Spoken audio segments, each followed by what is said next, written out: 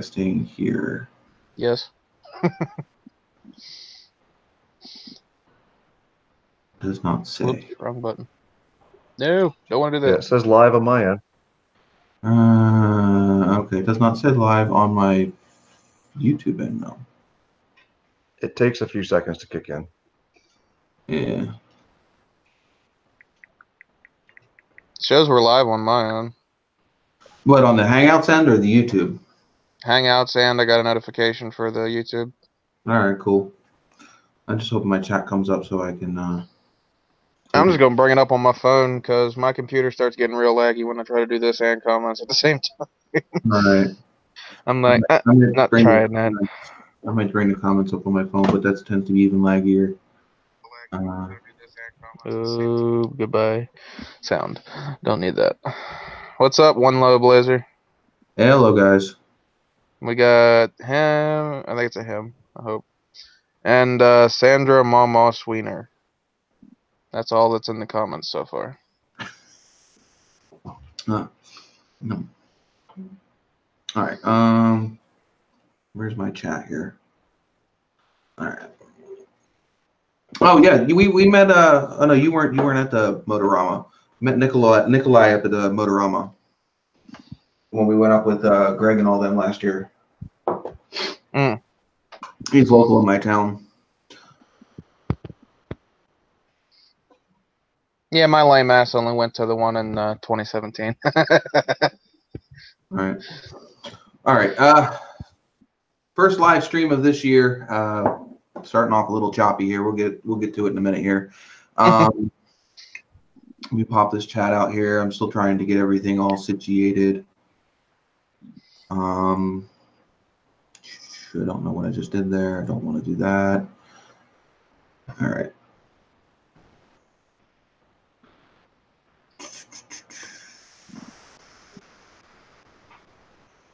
Tell me I'm not mad. Hey, Sean. What? Once you get that situated, I got a question for you. Go ahead. All right. So the last live stream I did, we talked about the GT500, which you weren't there. No. So what's your opinions on it? I'm kind of curious what your opinion was. The new one? On that car. Yeah, the new GT500. From the one that I saw, who reviewed one? I heard that they are doing some of them in manual, but I think most of them are automatic. I think they're all automatic right now.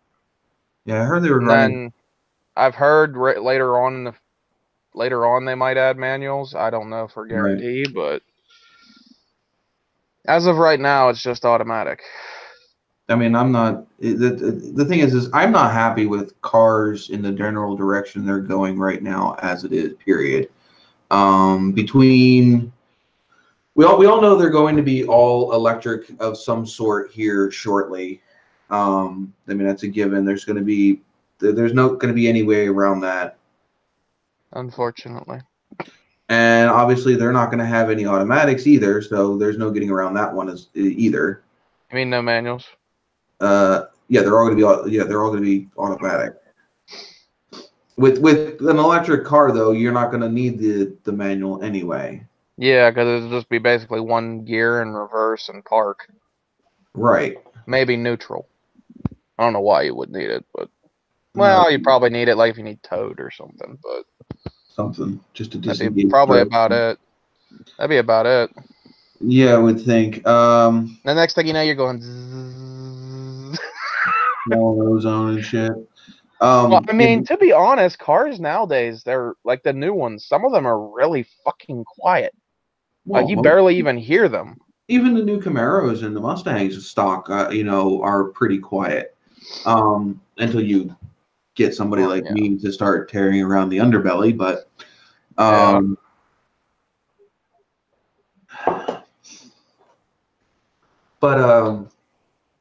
yeah, I mean, the general direction in 5 years, I don't think we're going to have a new car scene. And we'll have car scenes because you'll have the electric cars, but you won't have a new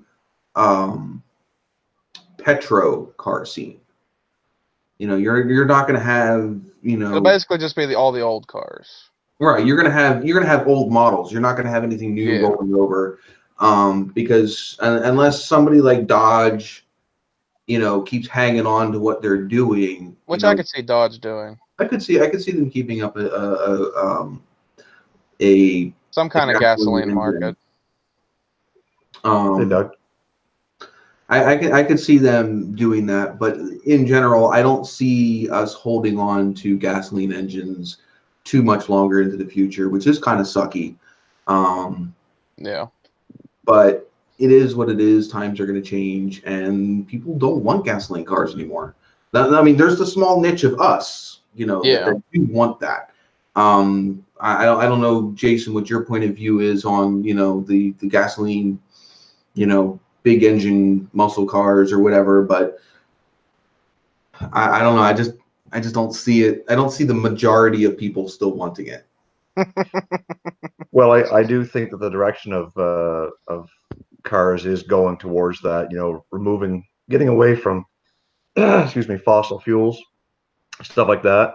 But one thing that we can take for granted as car guys, and as we enjoy the big horsepower and the muscle and the sound and all that stuff.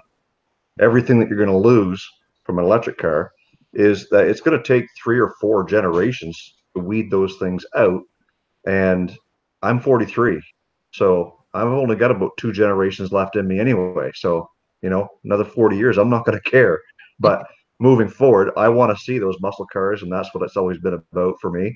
I can't see electric ever being something parked in my driveway. Well, I mean, we may not have a choice. Our daily driver might end up becoming an electric parked in our driveway. But we all know where our passions are still going to be, and that's going to be with the gasoline engine. And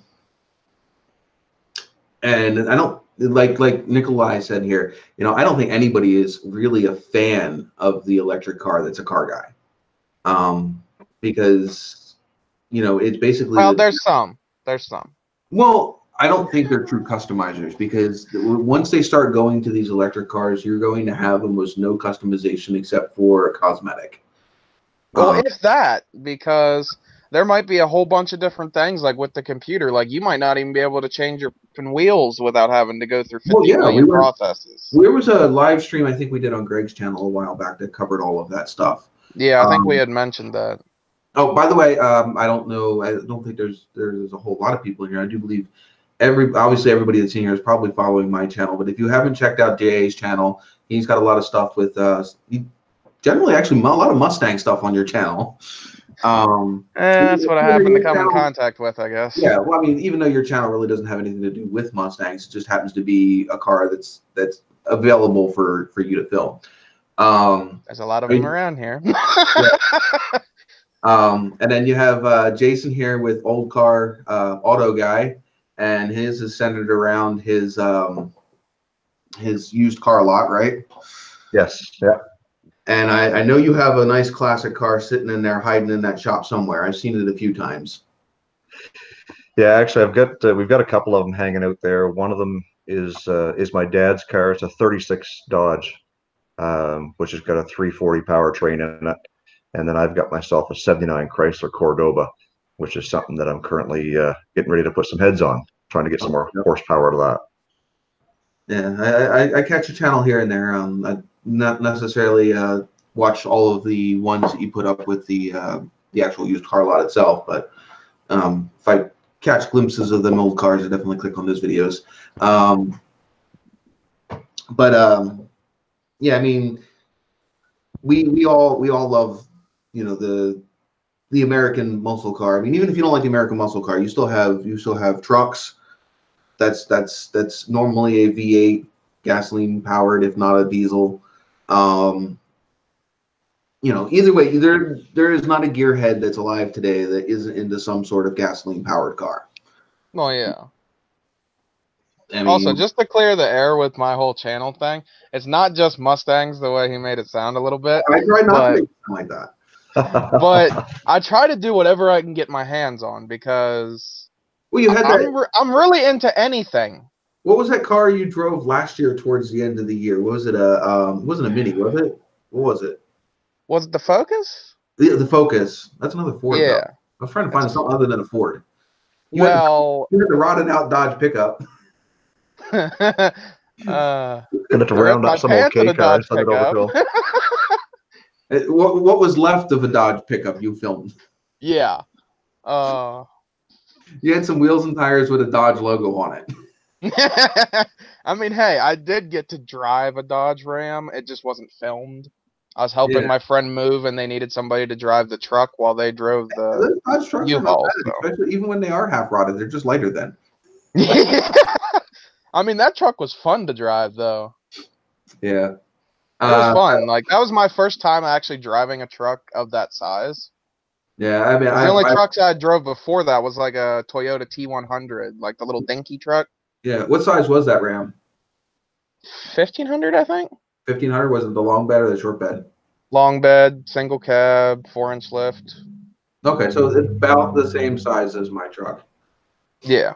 I have the It was a 3rd gen, and yours is a 2nd, right? Yeah, I have a 2nd gen, and mine's the 4-door with the 6-foot bed. Mm. So it would be, if it was a 2-door, it would be the long bed. If it was. Want to hear a funny story? Sure. So we were trying to get up to my friend's house because he had to get something at his house, and there's like this steep. It kind of goes like this, and then it kind of cuts like this. Yeah. So the truck was kind of like this, and I tried that, and it was wet, and the back tire just let loose, and there I went doing a burnout unintentionally. Well, I mean, Next thing you know, there's smoke rolling past the windows, and I'm like, any rear-wheel drive vehicle with no weight back there, it's not hard to get them to break loose. Yeah, I was like, whoops. My bad. Nobody saw anything. Jason, didn't you have a Dodge pickup parked in your back lot in one of your videos that you were working on at one point? Wasn't it a plow truck? Or was that a Ford? Yeah, yeah. Our own shop truck is a Ford 2011. I don't know why I thought it was a Dodge. Oh no, sorry. We had an old Durango out back that we took on trade, and it had the 4.7 in it, and the motor was blown, so we just basically parted it out. The green truck that I had before this, brown and silver one, anybody that's, I don't think anybody that's in this chat has followed my channel that long. But a few years ago, when I first got the Trans Am, I went all the way down to Tennessee to go pick up the motor that's in it now. The first time that I went down there to go pick up that motor, I had a 01, it's just a 2-door extended cab, 1500. It was green. And we made it from Pennsylvania down to somewhere in Virginia. And we had gotten up that morning, and we had maybe driven maybe a half hour, 45 minutes into the trip that morning, which, like, we started somewhere in Virginia. We're still continuing because you're in Virginia forever. And literally, it just felt like somebody was dragging on the truck. I mean, it lost all power. It felt like I was doing a tractor pull. And then it just stopped moving altogether, and we just pulled it off to the side of the road, and we waited a little while, and it fired back up. We got another maybe 100 feet down the road, and it locked up again. Here to find out, somewhere along the way, it ended up losing all of its oil, and it burnt all the bearings in the bottom end. We even tried putting new oil in it, and no, it still didn't. It was too late. It was done. But the motor that we put in it afterwards was another 5.2, but it was out of a Durango. So it was somebody wrapped their Durango around a tree, and so I got the motor out of it. All I had to do was swap the plenums because the plenums were different. The plenums were different, and the injectors were different. Other than that, the block is exactly the same. So that's $250 later. I had a new motor in my truck with under 100,000 miles on it. Yeah, see those old 318s, even the Magnums, they were pretty tough motor. Yeah, and those new 4.7s that replaced them, they were just junk. Oh yeah, I don't like the 4.7. Right now I have a 5.9 in no, it's 5.9. 5.9. Yeah, the 5.9 is a 360. Yeah. 360. That's what's in the brown truck has the 360 in it, which is honestly a hell of a lot better on gas mileage, and obviously significantly more power. So can't complain on that one. That's We have what I got my Cordoba. Huh? I said that's what I got my Cordoba as a 360. Is it a new 360 or the old school 360? No, it's an old LA block 79. Okay, so yeah, the old school ones. I don't know what the power were on the older ones, but Well, stock it was like 185 horsepower I think back in 79, but I think the newer ones have more than that. oh yeah, they were Well, like you'd think so. 225, 245, something like that. Yeah, it's not like anything to scream home about, but it's got decent numbers. We have Ignited Garage, Ken. He's another one of my followers, and I definitely follow him. So anybody in the channel doesn't follow him yet, go check him out. He's got he does drift cars. Out of his Yeah, I remember him though. Yeah. In fact, I think he just picked up a Chevy truck or at least a GM something truck, and him and his girlfriend were working on it the other day. I don't think I've seen anything new from him too recently, except for the fact that he's got an actual new logo and some merch coming out. Which, if you guys haven't checked out my merch, I'm not wearing anything new. This is actually an original NOVAtazz shirt. All of my new stuff is up on Teespring under the NOVAtazz custom storefront. Yeah, I was actually planning on getting one of your shirts, Sean, and then work decided to dick me over on ours, so that didn't happen. Which one were you looking at? One of the newer ones.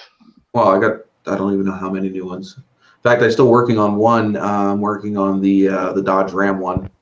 Oh, well, I might have to check out the rest of them before I make up my mind whenever that happens.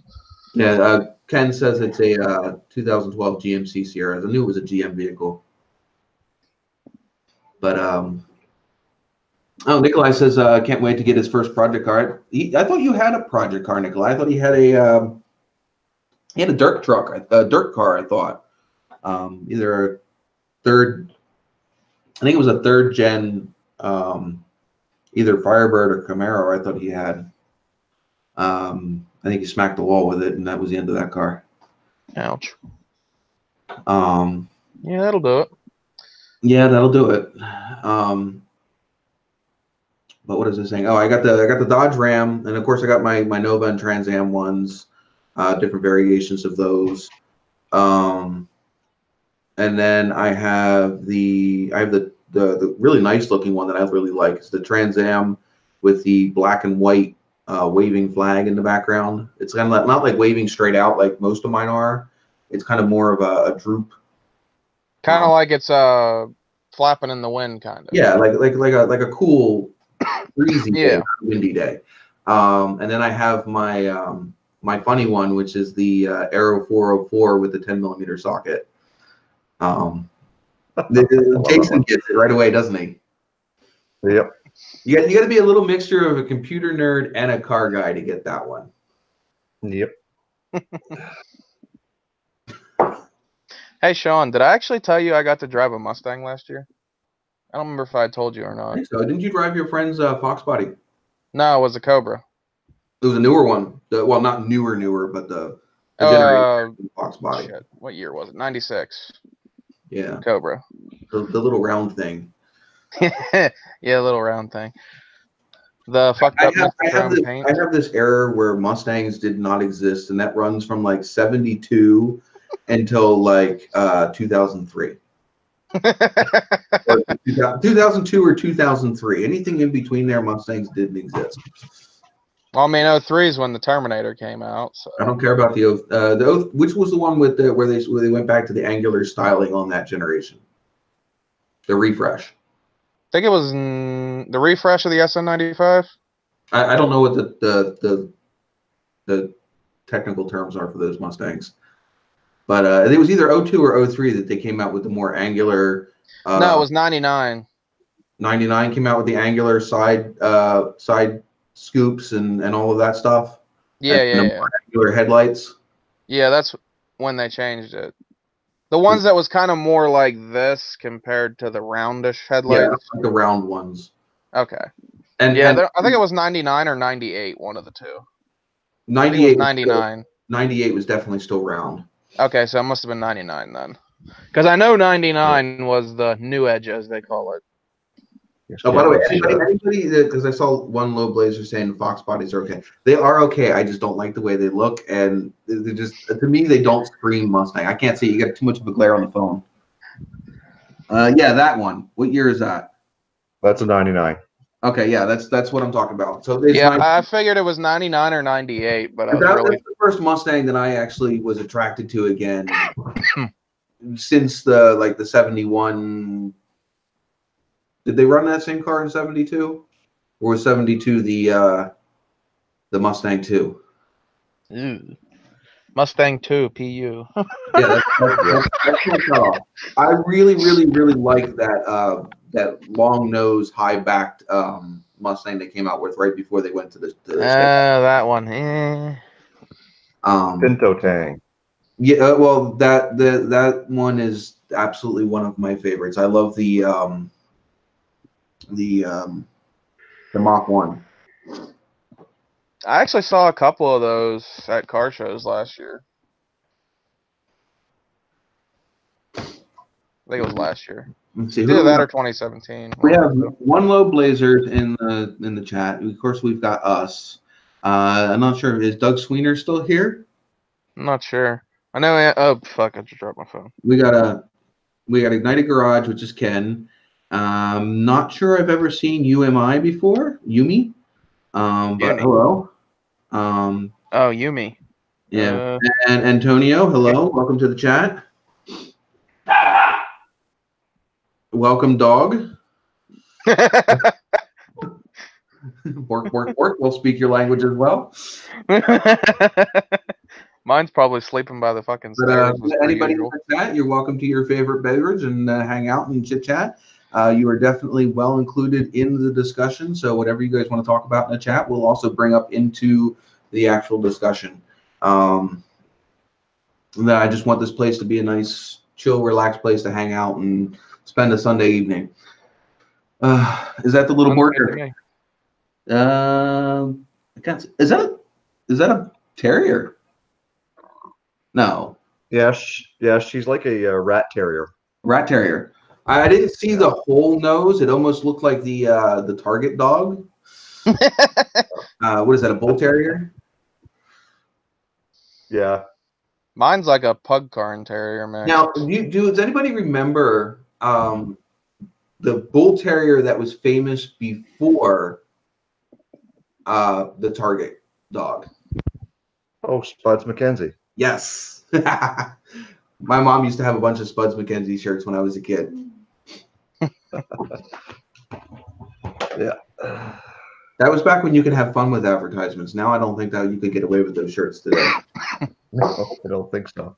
Advertisements nowadays are just plain stupid. It's not advertisements. It's society in general is just so butthurt over everything. That's true. Literally. I mean, geez, half of what I say, people would end up getting butthurt over. Two pit bulls. I love pit bulls. Definitely a fan of the pit bulls. Pit bulls, Rottweilers, German Shepherds, Dobermans, they're all definitely good in my book. Oh, so let's see. We have the GT500 we started talking about, and our thoughts on that, and that really took a left turn into electric vehicles. Yeah, doesn't it always? It didn't even make like a smooth transition. It was just, you know what? We're just gonna pull a J hook and go back the other direction. We get out of it really quick, and I'm happy with that. What? We got out of the electronic vehicles as far as that too? Or do we get electric vehicle? Oh, jeez. Yeah, and then we got my vehicles. I'm actually procrastinating to go back out there because it's too freaking cold in my garage. But the last thing I did was I got the Rat Sport back in the TA, and I need to straighten out the subframe to the actual body of the car because I didn't have 4 jacks or anything, so Literally, I kind of just sat everything together and then threw the bolts up in. Well, they're not straight, so that I can't hang any of the fenders or anything until I get that subframe straightened out with the body and get it all squared up, which isn't easy to do by yourself. And I'm also looking at possibly picking up the fluid pump for the transmission on the Dodge truck. So hopefully we can get that playing in the snow in the next couple of weeks. Because I got tired of having that thing on the channel a while back. It was just too, I got tired of working on it. So I just kind of like stuffed it out in the field and said, we'll deal with this later. So, Sean, Nikolai was asking a question about what's everyone's opinion on the 3rd gen Camaro, and I assume he's making reference to the F bodies. Yeah, they're the 3rd gen F bodies. They should have been forgotten about as far as I'm concerned. They lost all their third power. or fourth? Thirds, right? He said third. Yeah. Okay. The thing is when it comes to vehicles, for me, I don't necessarily look at what power they had stock, because anybody who's a car guy anywhere does You not can always change it. Well, they don't leave the car's stock very long to begin with, and at least if they give that car like no balls to begin with, it doesn't take a whole lot of money to give it balls, because you don't have to dump a whole shit ton of money at them to make them more powerful than when you got them to begin with.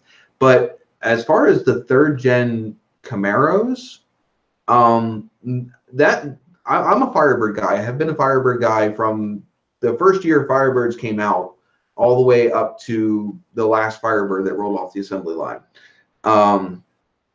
But 3rd gens, I would much rather have the Camaro looks-wise than the Firebirds from what was that, 81 until 90, no, 82 until 92.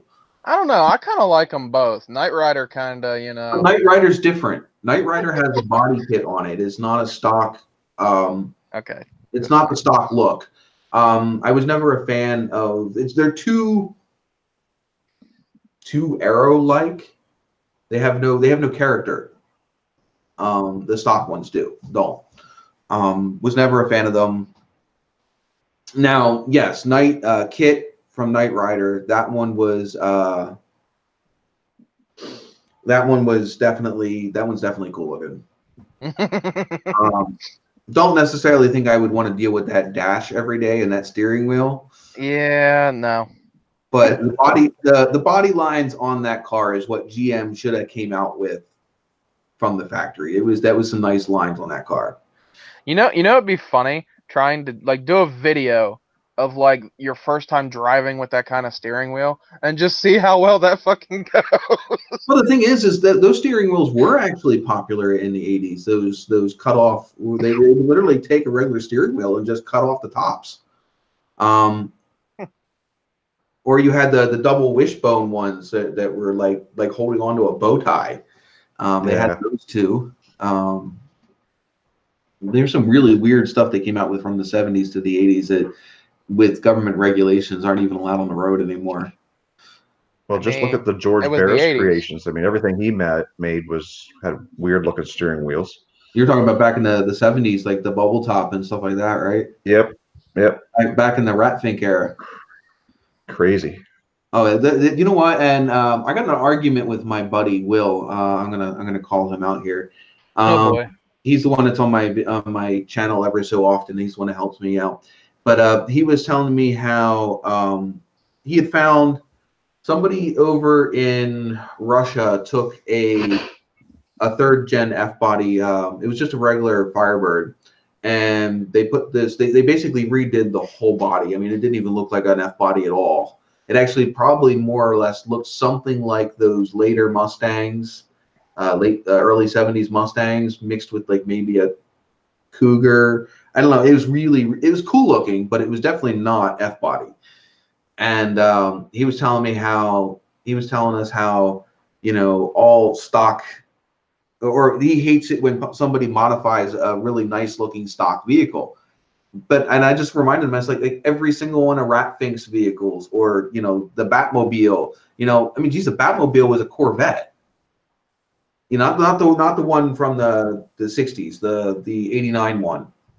that underneath of all of that, you know, badassery was a Corvette chassis. You know, I mean, it's just like most of the coolest looking, you know, custom cars you see at SEMA and all that started out as a plain something. A plain Jane something. Most people never start completely from scratch. You know why? Yeah, they usually take like a chassis or something from Right, a previous. why do all of the engineering or redo engineering when you have a nice solid platform to begin with? True. You know, this just doesn't make any sense. Why Mm-hmm. reinvent the wheel? Like especially when you're dealing with body on frame. Yeah. Like I was watching this one show. Oh, what the fuck's it called? I remember what the garage was called, but it's a show on Netflix. It's where this garage, Gotham Garage, Okay. Yeah, that's it. Yeah. they do a bunch of different stuff, and they were recreating this Hot Wheels car. And they took a C4 Corvette and basically used the body / frame of it and just did fiberglass everything else to make it look like the Hot Wheels car. Right. Yeah. And it was they did a lot of that in the 70s. A lot of those custom 70s cars were nothing but a fiberglass shell on top of a space frame. That was a chassis to something else. And that's why it's really hard to find a lot of those cars. I mean, some of the coolest things I do is when you come across forums and you have somebody that found one of these auto show relics. I'll call them an auto show relic, but basically after the auto show, these cars were literally just pushed off out in the middle and forgotten. You know, you spend all of this money and all of this effort on these cars, and then literally, just like the movie cars, they just get pushed off in a back lot until there's, and you know, maybe they get scavenged for parts for another vehicle until there's nothing left of them. You know, and sometimes you never see them again, and other times somebody will come across it and realize what it is. And you know, it's kind of weird to see how it looks now versus what it looked like in its prime when it was on, you know, on display, and just how badly they get neglected. yeah, the movie industry is probably the hardest on cars. And we have Damage Case Customs in the chat. You know, he used to be I forget what his original channel name is, but he had another 79 Trans Am, and then he bought the Jeep. I almost keep forgetting who that is because he changed his name. But he does a really good video on. I think he restored his steering wheel in his Trans Am. How's the whiskey, Sean? Still biting. Well, listen, guys, I'd like to stick around for a little while longer, but it is late. Yeah, you guys. Sunday night my time, so It's approaching 11 for you, isn't it? yeah, it's getting on to about 10:30, so work comes early in the morning. Yeah, that's it. Bandit Formula. So I appreciate the offer to hang out, and we'll do it again. Yep. Nice Anybody days. who's in there that hasn't checked out old car auto guy, please go give him a check out. If you like his channel, follow it, and leave some comments down below, and you know, see what you guys can get started. Maybe you guys can get some more subscribers for him. I know he's pushing for that 1,000 subscriber. Am I right? Yep, that's right. Those first 1,000 suck to get. I can tell you that. It's true. Yeah. That was nice meeting you, by the way. All right, guys. See you later, Take care. You have a good rest of your night.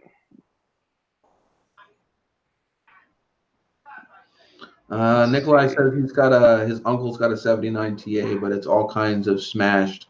Yeah, it depends on whether or not there are usable parts on that poor smashed TA. You know, maybe some snowflakes. Yeah. I got two things that I would really love to track down. Actually, I should say three. One is a complete greenhouse for a T-top car. You know, the whole roof skin, the T-tops, all the seals. You know, basically A-pillars up. I want to find a original Krager's aluminum rear louver set. And of course, I'm probably going to end up getting the 19-inch reproduction snowflakes because I do love the 15x8s, but I think I want the better tire choices of the newer cars. So that means going to the bigger wheels. No, yeah, he said he had a parts car. We were in Messenger. He said that he might have a parts car for me. That'd be good if it's a lot of usable parts. Yeah, I mean, the thing is I'm at the point with my car where it's not necessarily a lot of parts that I need. I mean, I do need some parts. I mean, I have that car was pretty neglected at one point in its life. But a lot of what I need anymore is just like I said, I need the carburetor rebuilt. That's like $450 for me to ship it out to get it done. It's basically just a money end right now. Yeah, yeah, and it doesn't matter how many parts cars you find if I can't afford to buy them. Yeah, true. The other thing that I need to find is, and this has nothing to do with actually automotive. This is just my customization end. I need to find an actual like upholstery sewing machine. I mean, I can make custom seat covers and all that stuff, but with the sewing machine that I have at the moment, it won't. I'm killing the poor thing. I've skipped so many teeth on it and had to take it apart and rebuild it every like 15-20 minutes. That's why you haven't seen me finish the seats, is because the sewing machine that I have just isn't cutting it. Let's see, what is it? The newer snowflakes look good in the bigger sizes. Just the newer low-profile tires suck them out. Well, yeah, I don't have to mount them. I'll just take it to a shop and have them mount them. I don't care. Hey, Sean, you want to hear something funny? Oh, always. So YouTube actually put his comment up for review because he said snowflakes. I had to approve the comment. Oh, wow. It literally, since I'm a moderator in the chat, it came up saying show or delete, and I'm like, what for what? And then I saw the word snowflake. I'm like, that's why. But yet the people that I used to have in here that would freaking run rampant and explode the chat with all that bullshit, they never got flagged. But yet that gets flagged for saying snowflake. What the fuck? Jesus Christ. Hashtag triggered. If we do not trigger you at least once in this live stream, I am not doing my job. Oh, baby girl over there is triggered. You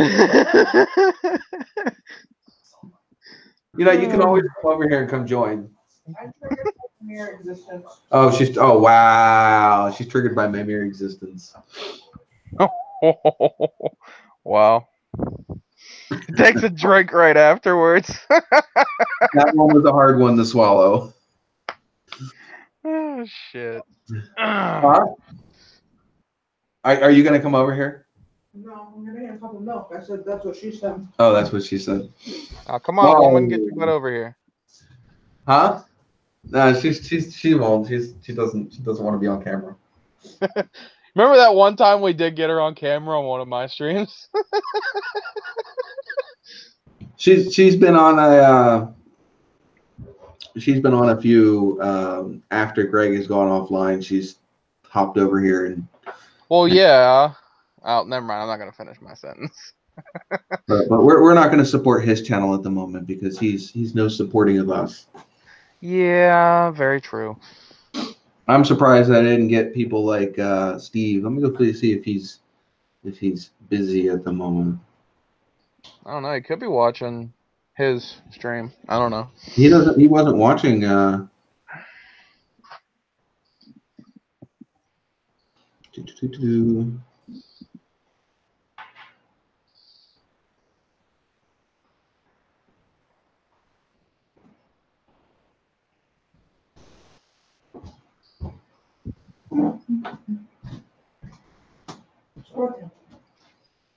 Squirrel, where? All right, so well, do you know what? I'm glad you decided to. The one low blazer said he was conflicted with which one he wanted to watch. I'm very glad, I'm very happy that you decided to come here. I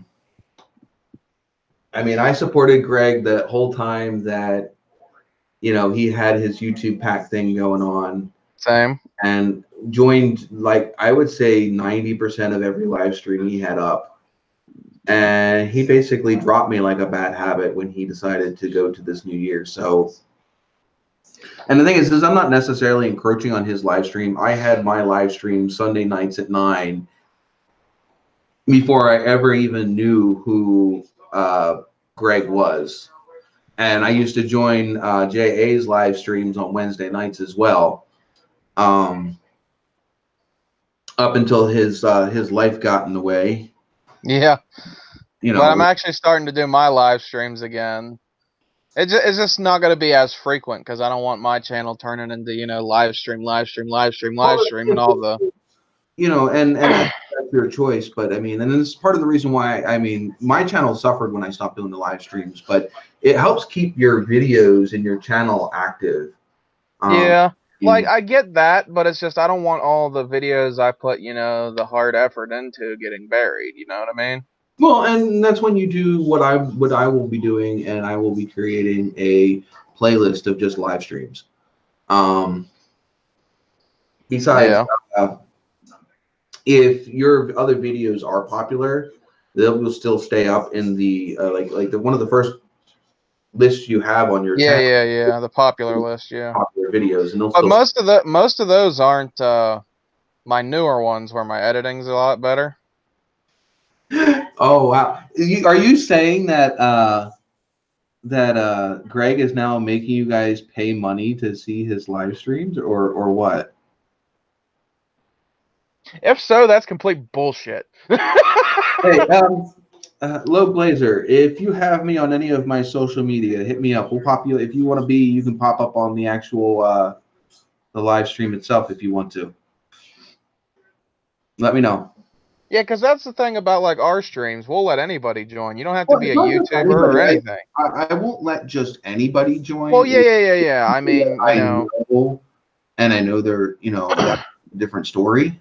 As long as you know they're not going to be a turd. Yeah, it's something you have to watch. You have to watch what somebody's going to say because it is live. Yeah. And I'm not even looking at the camera because I should probably switch what side the chat is on. Yeah, I mean, obviously, like with mine, I'll like have to talk to you for like, you know, kind of get to know you a little bit before I just let you on. Except for who was JD's buddy? What the hell is his channel called? Bruno? Yeah, when you had him on All Cars United. Oh yeah. that stream was freaking that had to have been demonetized. No, it actually never did. Until I was completely demonetized. The holes and the freaking titties and the. Oh yeah, that one. Wait, wasn't that when my friend Trent was at like a car meet where they were racing and shit? Yep. I'm gonna have to watch that video again. That was funny. It was out off the hook. It was out. Oh my. Yeah, like when Bruno and JD there was always something perverted going on. Nikolai, if you would like to start joining our live streams, which I already know who you are and you're chill, you have to have Google Hangouts. That's the thing. Then the rest of it's up to me. As long as you have Google Hangouts, then you're good. A Google Hangouts and a camera and a quiet place to film. Yeah. So not like, you know. That's the most suckiest thing. I mean, and I hate that. I mean, it's one thing drinking a beer or a soda pop or something. It's another when you get the people that are in your live stream and they're sitting there digging into a bag of freaking chips or just it's just so distracting. See why you don't see any chips around me. I got a thing of pork. You need a little porking? You know, and if you're tired of forking, we can do a little spooning. You know, forking. Hey, what's up, Hammerdown? Hey, Steve. And see, me and Steve's got a grudge race coming up here soon. It's my girlfriend's little chaos, the little Kia. Which you see on my channel time to time, and he's got this little Rio that he picked up from Copart. Blown. They had a bad timing belt, which bent like. No, it didn't bend like it bent all of the valves. every single valve in that block, I do believe, was bent. Oof. I think it. I'm thinking that was the majority of the damage. If not, you can go over and check out Steve's videos on his YouTube, and he's got videos on that build. He's also pushing quite a few subscribers. In fact, I will. He just hit 10K, didn't he? He hit something close to that. Hold on, I will pull up his exact numbers here in a second because I have everybody. Yeah, 10,210. Is that what Yeah, we got? I remember because I think it was you or somebody else. No, I think it was Matt. Matt Garman. He was like pushing his channel because he was hit close to like 10K, and I was like, all right, I have like a gaming channel, so I hit subscribe, and there went 10,000. I'm like, okay. Oh, there you go. I'm like, I'll help Steve out. I got no problem doing that. In the comments here, sup peeps. Maybe I will join one time in the future. Oh damn, hot tub, man, you got me. Hey, Steve. For you, buddy. That'd be what I'm drinking tonight. Don't mind the Bacardi. I think I'm gonna have to buy myself a bottle of whiskey just for these live streams. Let's see. Maybe next paycheck, we'll see what I get. You had to have the head sent out, Steve. I didn't realize you had to have the head sent out. Let's see.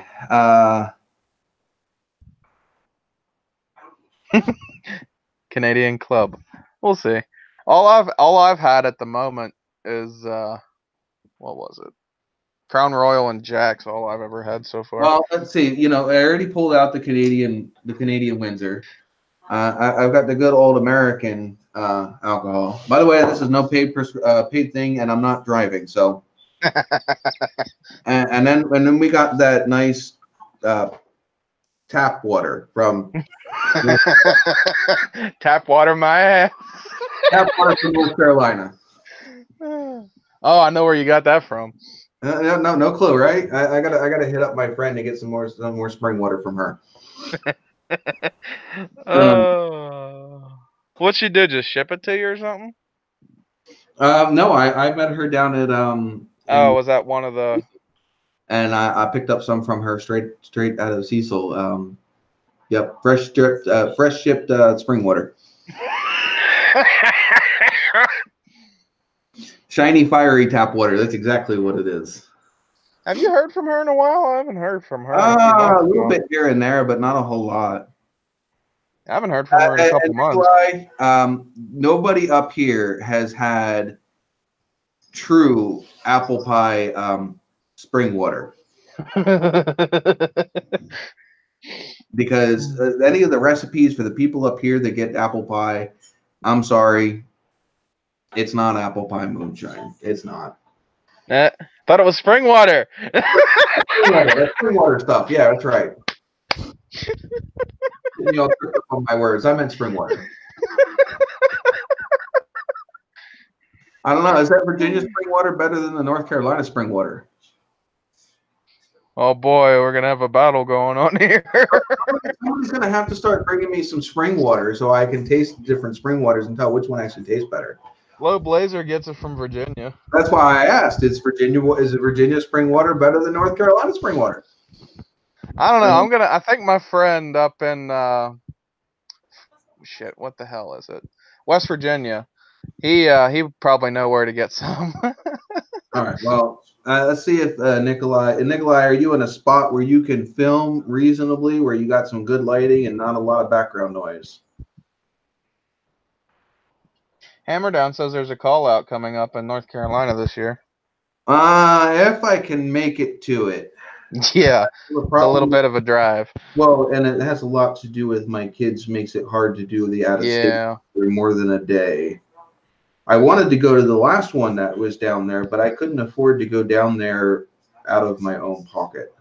Hey Steve, what month is that in?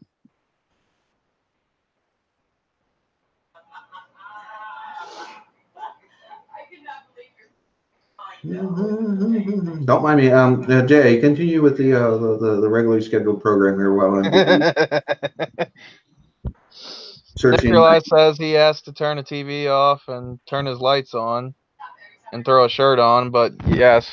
Well, he has the link for when he's ready. And Steve, if you would like to join, there's not too many people here, so hopefully we won't be talking over each other. May, yeah, that's not gonna happen. Oh, that would be freaking awesome. I'll have to see. It depends on what weekend it is. Yeah. Steve, I sent you the link if you want to join. If not, that's completely understandable. I know it'll be by luck if I have a vehicle by May. And Steve also needs to clue me in when he's, if he's going to end up getting this this IROC at Westies, man. Yeah, but if I can get a vehicle by May, I might try to come down if I can. Well, I mean, the thing is depending on. I mean, you know what would be really freaking awesome if I got the TA legal by May and we yeah. down there. Yeah. That car did a 1,000-mile journey out to Dayton, Ohio, 6 months after I bought it. Wow. Mm-hmm. Steve says the IROC's a no-go. Oh no. Might need a new engine. Hey, but a new engine's only like freaking isn't that expensive off of like Jasper or Summit for just a regular, old school block if you're gonna keep it stock. And Steve's just who can keep it stock? Come on now. But just to get it on the road. But the thing is I couldn't see for what he wants to do to that car would be a really sad choice to do that to, even though I completely support what he wants to do to the IROC, just not that one. That one was a really nice looking IROC. What did he want to do to it? I don't know if he wants us to disclose that. He'll have to disclose that in the chat if he wants to. Oh, is that just kind of like a one-on-one thing, information? Well, no, I mean I know about it, and I think he has dropped an idea of it in his video, but I'm not positive. Okay, I don't want to spoil his. Yeah, I don't want to speak out of context, even though there's only like 5 viewers in this video right now. So yeah, but it could change later. We don't want to spoil things for him. I just wasn't sure if that was like public information or what. Well, and the thing is he says the guy wants too much for that white one that was in Westy's shop. But you know what? I mean, yeah, he wants too much for what Steve wants to pay. But that was a really, really nice looking IROC. Oh, excuse me. You're not excused. Get the hell out.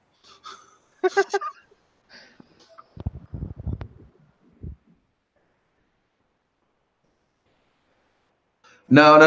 Hammer down. It's the other thing that you want to do to that IROC.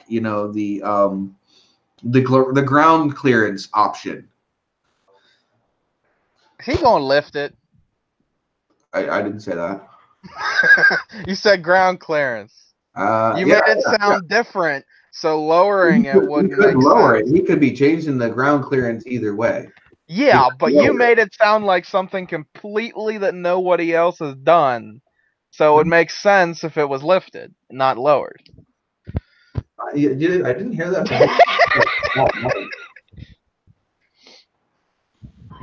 I mean, that'd be interesting, though. See, like a lifted up IROC on like big fucking tires or some shit. He wants a total piece of shit for that. Oh, I told you that one was way too nice for what he wants to do to one of those IROCs.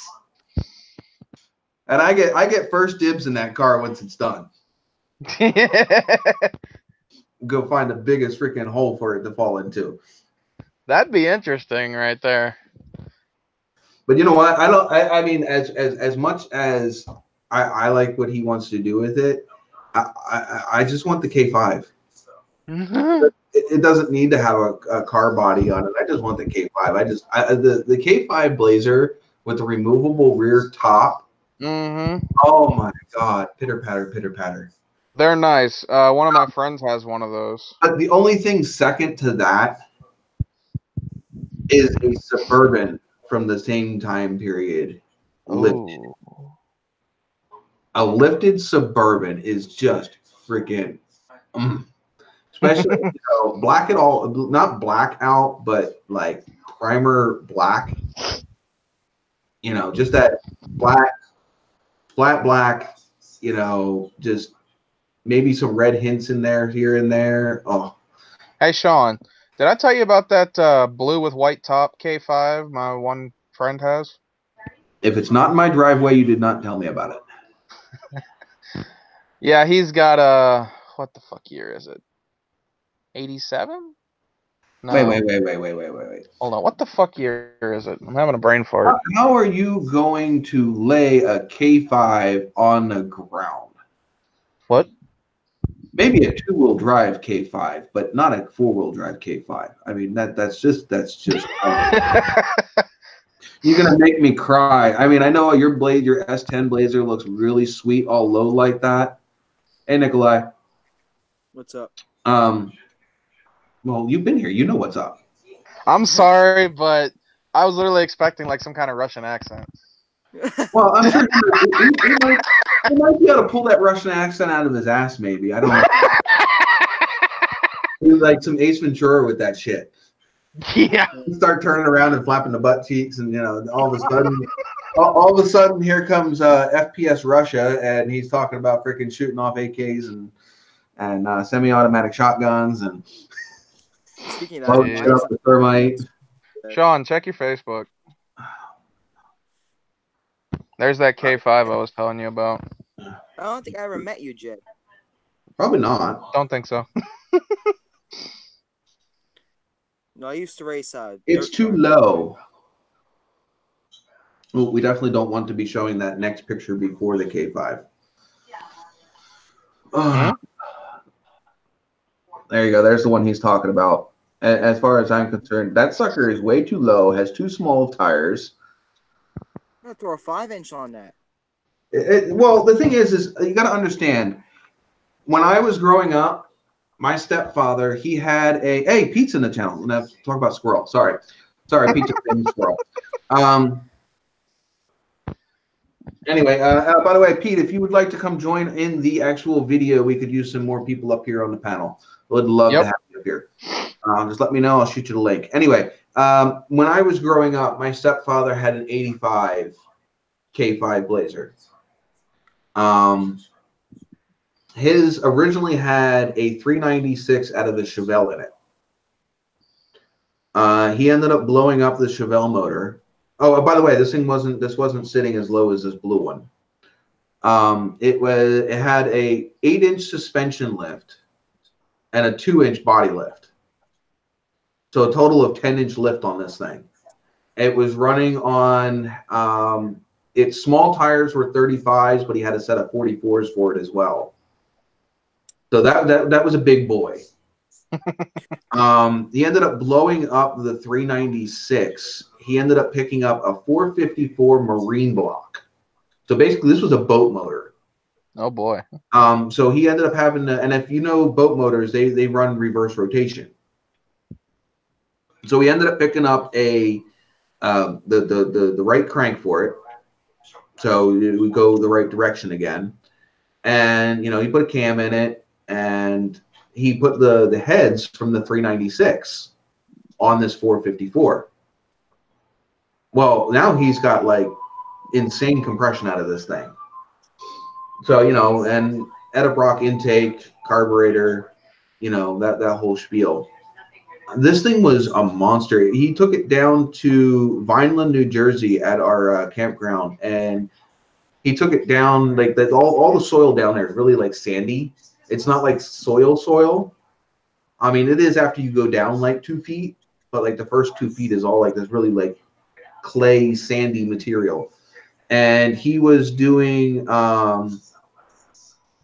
he put it in 4-wheel drive, and he just tromped it. Like, I mean, not like, get on it. I mean, he literally just dropped the hammer, and he had 4 rooster tails, and that thing literally just buried itself up to the axles in the sand in like less than a minute. Damn. his rooster tails were like 40, 50 feet up in the air, and it's not like he had like street tires on that thing. He had BF Goodrich the BF Goodrich mud tires on it. Damn. And it literally just dug itself straight down. Jeez. It didn't even move forward, it just straight down. It just went. Right. And then all he Squat. did, he dropped it into 4-wheel drive low and pulled himself right out of the hole. Hey, Sean, did I tell you what motor was in that? No, you Blazer? did not. You want to take a guess? 350. Nope. Would it happen to be a 396 or a 454? It's not stock. Oh, well, then it's probably got an LS in it. LQ9. Yeah, Iron Block 6.0. Is it the 6.0 or the smaller one? I'm not sure on that part. I just So know Sean- it was the LQ9 LS. Okay, so now we got Classic Ride Society in here. We got Pete for Camaro time. And we have Steve. And I don't see anybody else new.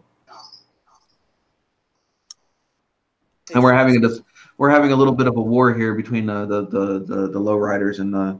Oh, did you see Steve's comment? And he asked if Oh, anyone's God. seen his Truck Central vid jumping his F-150s. I have seen the post for it, but I have not actually watched the Truck Central video. And unfortunately, I have not been as much as I love trucks, I have not been a loyal follower to that particular channel. I'm sorry, and I'm ashamed to say so. Oh, I gotta find this video. What, his jumping the F-150? Mm-hmm. Yeah, I think it was the green Don't one. buy a Ford Raptor. Yeah, that's it. That's it. I know exactly which one it is. I just haven't watched it.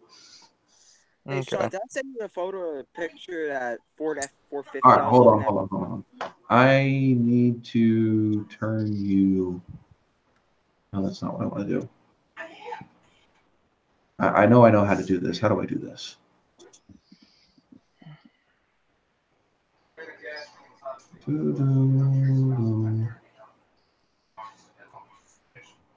Oh, that's not it. There it is. I need to turn you up because you're too quiet. All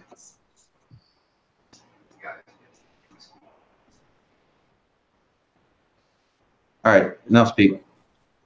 So what is your opinion on Nick's twin turbo ZL1? Well, it's not my car.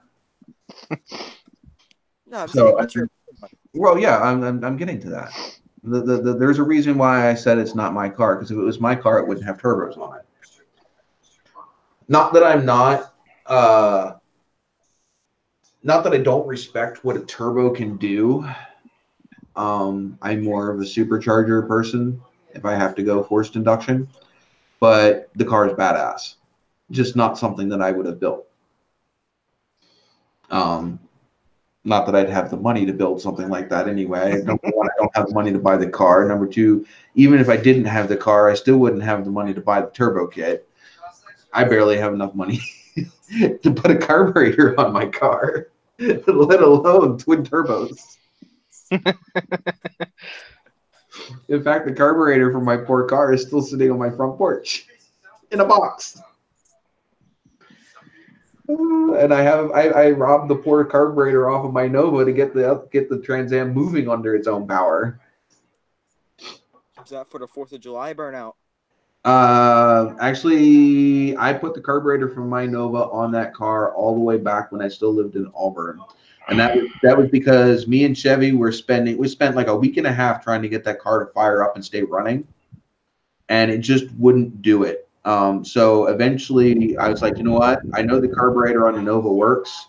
We grabbed it off, we plumbed it up, we dropped it on, plumbed it up, and the TA started right up.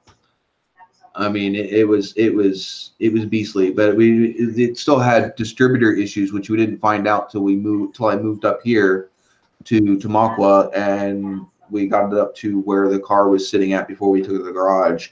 That's when I bought the little red billet distributor that's on it now, and other than the fact that the carburetor that's on it's too small because it's only a 650. And that engine needs at least a 750, if not an 8 something. Hey, Sean, I'll be right back. I gotta grab a drink. Alex, turn your camera off. Okay. Uh, Now we'll see if it'll turn back on when I come back. well, hopefully it will. Hopefully. Sometimes my computer's an asshole. Ford F450 I was looking at. Huh?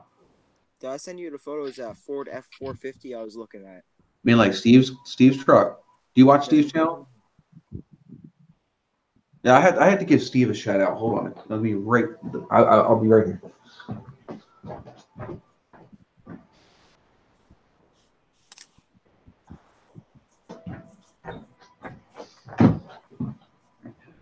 Yeah. If you guys haven't checked out Steve's channel, this is actually one of his hoodies. If you haven't seen his stuff before yet,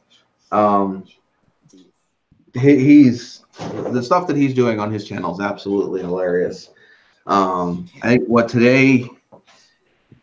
was his last video? His last video, I do believe, was him going off-roading and then cleaning up the junk that was laying around up where he was off-roading. I haven't watched that video yet. The last video he had up that I watched was him going to slow restorations and well, the update on his Trans Am, his third gen Trans Am. Then he went to slow restorations for the Extreme S10 build that he's doing. They updated his stuff, and that was the last video that I actually watched. Steve asked me, "Where's my RAM at?" My RAM is parked in by two Fords and is sitting in the middle of a field. I need to get a fluid pump for it, and they're like $180 without.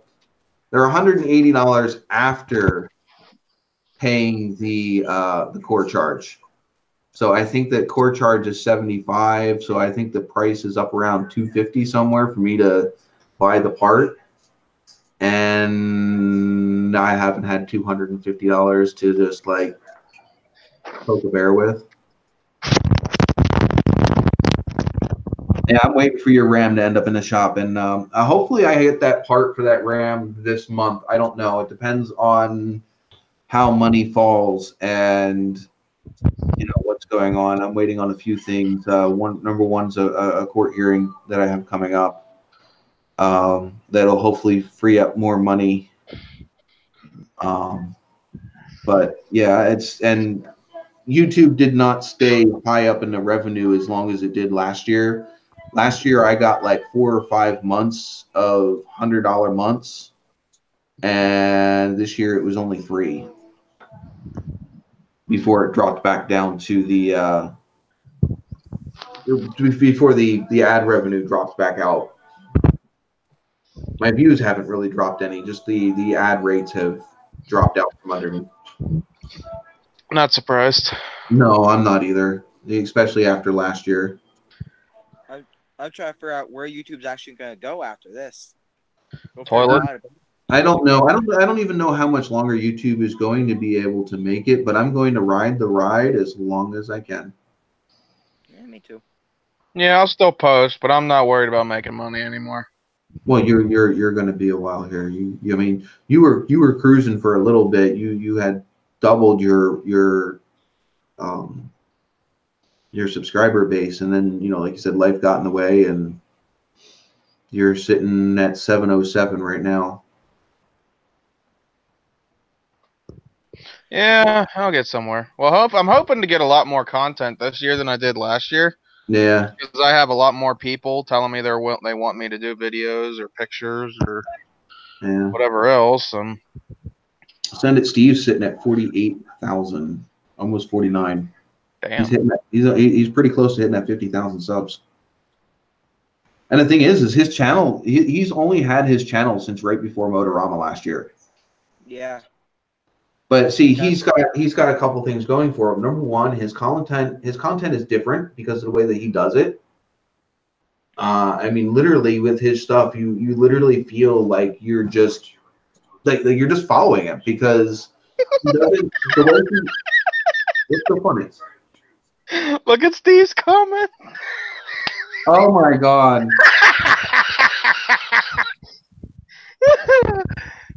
Gregory's know, but salad like bar. I said, I have One Low Blazer was originally from watching his stuff, and he's over here tonight. So that's at least one score in my checkbox over here. No, we got 2 after what Steve But just said. I lied because we had Camaro time, we had One Low Blazer, we have Hammer Down, we have you. I don't know if Nikolai ever watched Gregory's live streams or not. I have a couple times. Well, you're not missing anything. I've watched his streams when I wasn't in his live streams, and yeah, no, they weren't nearly as they weren't nearly as interesting. I'm the antagonist in his live streams. I'm the one that pisses everyone off and stirs up conversation. Yeah. But that's good to have around. Oh. And we have Bandit Formula. Well, the artist formerly known as Bandit Formula. Now Damage Case Customs. Bandit Formula. So, Why does Sean. that name sound familiar? What, Bandit Formula? Yeah. He has the Oh, okay. I remember this guy. Formula Firebird from freaking Jersey. Okay, yeah, I remember this guy now, I think. He needs to get rid of that Jeep and get back on that Firebird. It was a better looking vehicle. Like, I remember the guy. Like, did he change his channel, too? Because I thought I was subscribed to him. Oh, hey. We have Classic Ride Society. Welcome over here. Hopefully, my goal... Classic Ride Society's been here. Right. But he said he met me through Greg's channel. Oh, okay. And I'm not necessarily sitting here saying I'm going to bash Greg. It's not that. It's just that at the beginning of the year, I don't know how many of you guys watched his reveal video. I made 2 comments in that video. I literally, like, you got to understand the whole backstory with that. Me and JA and everyone. In fact, JA is the one that hooked me up with Greg. We got into doing this thing called the YouTube Pack, and we did it for a year. I went out to events with him and whatever, and I supported him wherever I could. Same. And then he left the YouTube Pack with Felicia Ann, Karen, Alan, and I left it too because my thing was I thought that we were basically going to restart it fresh. And yeah, that's what I thought too. But when it came time to reveal it, I kind of got smacked in the face because here we are. We were all a big part of being part of the YouTube Pack and shaping that up. And then when he came to reveal it, he said that only special guests were going to be in the reveal video, and that we should come watch it. Well, when I joined, I found out that the special guests were Alan, member of the YouTube Pack that occasionally went in Greg's videos. We had Joe, who also a great channel. If you haven't watched him, go check out Joe's channel. Forget it. Name. J. Wicked Name. Fabs. What is it? Wicked Fabs. Wicked Fabs. Sorry, I'm horrible with names. So you have Wicked Fabs, great channel, and also Alan's channel, which he just changed it. This is now, I don't even know what it is now. Apocalypse? I don't know. I have no idea. Oh well, he changed it. Which kind of makes the video that I did on his channel kind of pointless because I had his old logo all over it and his old name. But you had Karen and Felicia. Those were the guests that were on his reveal video. Well, there's a couple ones missing from that close-knit group of people that did the YouTube Pack. Matt MPG, he wasn't invited. He wasn't involved in the planning of this new venture. But yet Matt was really big in endorsing and pushing Greg's YouTube Pack when it was a YouTube Pack. And he was in every single live stream that I was in. But yet we weren't clued in. We weren't told about it. We weren't nothing. And then, you know, when he does the reveal thing, he says that he said that, you know, that if you aren't part of his new club, his new group, you can't join his live streams. Like I have people here. It's no special club here. It's just a group of friends hanging out, talking cars, drinking our favorite beverages, and chilling. No rules, no. Yeah, that's basically why I brought my live streams back, was because he was turning into like a, which I mean, he can feel free to do whatever he wants, but he can do what he wants with it. Yeah, like he can do whatever the fuck he wants with it, but the thing is you have the people that had your back, and you smack them in the face. Yeah, because I don't know how many times like I would be on a phone call with Greg and we'd just be discussing YouTube pack shit. Well, it doesn't matter anymore now. Yeah, it's just like, okay. Let's see. I'm gonna go back into the comments here because oh, good. I can't wait to see the Formula back on the road. I love seeing shots of that car. In fact, that's actually what I started following your channel for, was the Firebird. Yes, definitely Jeeps are a different kind of fun. I was only talking smack. Let's see.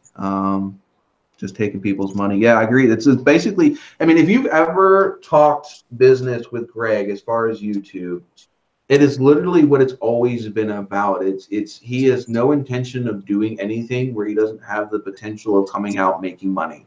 Yep. I used to have 1,500 subs. I'm now down to 1,149 as of before the start of this video. No idea what it is right now. I had 1149 when I started the video. I'll tell you in a second. I have it right here. Still probably at 1149. Oh, no, 1151. I'm above 1150. Yay! That was not sarcasm to the fact that I've gotten more subscribers. That was just my sarcasm to the YouTube purge, where I lost 500 subs in one day. Ish. But if you ever talk to him, he never does anything just for the fun of doing it. I am nowhere near making more money than I put into my channel. I never started my channel to make money. Now, granted, if I have money coming in, yes, it's going back into helping me do what I want to do. I'm not in it to make. I mean, of course, obviously, anybody who's making profit. Fucking Steve. Anybody who's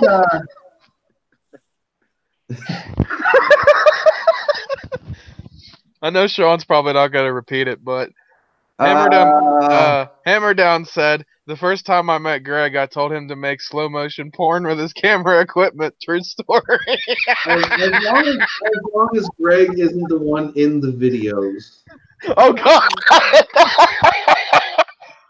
Oh, more. And he also has to watch it because, you know, Felicia's not 18.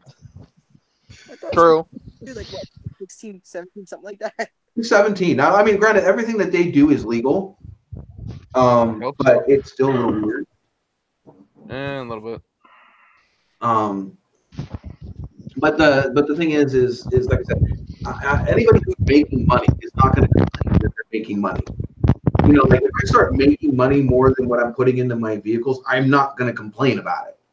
But that's not necessarily the goal. The whole goal of making my YouTube channel was originally just for myself to document, you know, the me building my cars. And then I started gaining followers, and now, you know, and I started getting paid for it. Now it's I want to, you know, I want to keep the money going because it's helping offset the cost of working on the cars, so that way I can do more. I've been able to do more now that I've gotten paid for YouTube than I would have been able to if I wasn't. Like, your reasoning for wanting paid is different than Greg's. Yeah, Greg just literally wants to make money. I'm looking at it just to help offset the cost for me doing them to begin with. Or just being able to make more things happen video-wise because you have more money to make it happen. Mhm. Yeah. Yeah. I mean, like a lot of the times I don't make content just because I have no money to buy the stuff to make the content with. Why do you think my videos have gotten slower? Because I haven't been able to do shit. Content is all relative to how much you have to spend in it. Precisely. Hold on, I gotta check this. Really? I hate to tell you this, Alan. I wasn't sitting here shit talking on you. In fact, I had just gotten done supporting your channel. So we are complaining about the fact of how Greg treated us when he decided to switch to his new whatever. So I mean, I've never had anything against you, Alan, and I still say that. And I don't really have anything necessarily against Greg. I just don't agree with how he decided to go about things. Oh boy. And Greg, guess what? I had this time slot long before you. I had this time slot before I even knew you. I stopped doing it just so that way I could join your live streams. Okay, you know what? I'm gonna clear the fucking air here. Greg, if you're gonna call us a piece of shit for picking this time, you can go fuck yourself, because the live streams was my fucking idea that I brought up to you to begin with. So you wanna fucking go there, bitch? I can fire right back at you. It was my idea to begin with. And I was doing live streams long before Greg. Precisely, we both were. So if you want to call us a piece of shit, go somewhere else. You know, and maybe you shouldn't sit here and just basically smack the people in the face that had your back Precisely. for the whole year that you had your YouTube pack. You didn't even come to me once. Not once. And say anything. So yeah, don't care. You can dislike my video. You can do whatever.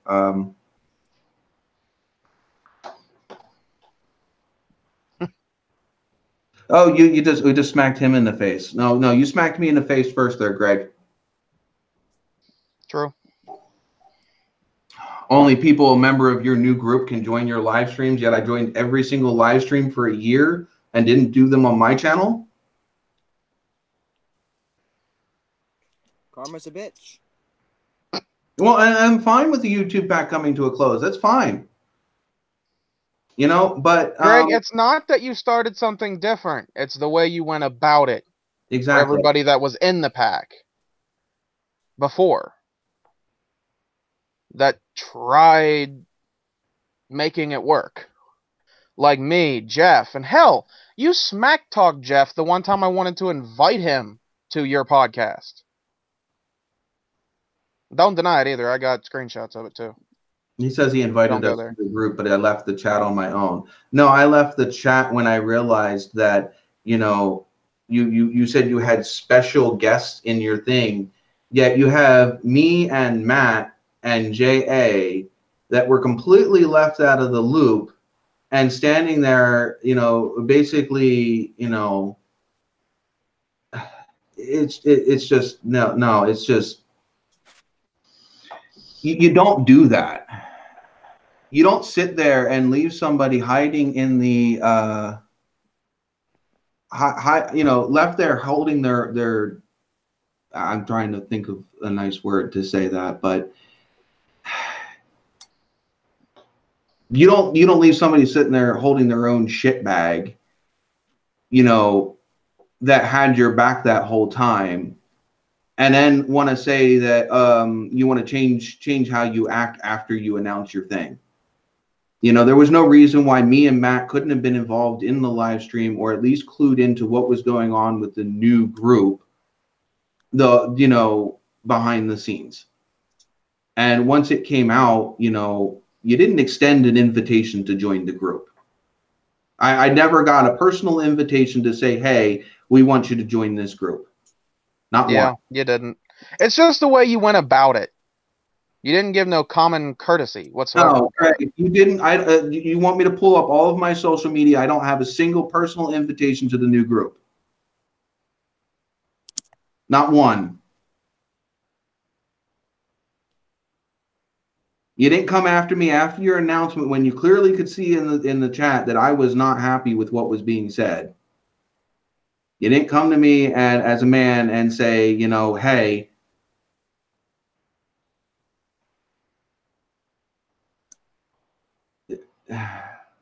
just whatever, Greg. If you're done, you can leave. I didn't steal your time slot. You stole mine way back in. Well, you didn't steal mine because we weren't anything at that point. But this And was it's not stealing to begin with. We can go live whenever the fuck we want. right. Yeah, so You ain't gonna say that to a big fucking YouTuber, are you? Live. You ain't gonna go say that to like that dude in blue or somebody else. I'm bigger than him. I've been at this game longer than him. True.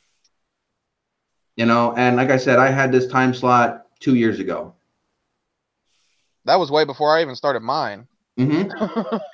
This was back when I was still in Auburn. I was doing live streams at 9 o'clock on Sundays.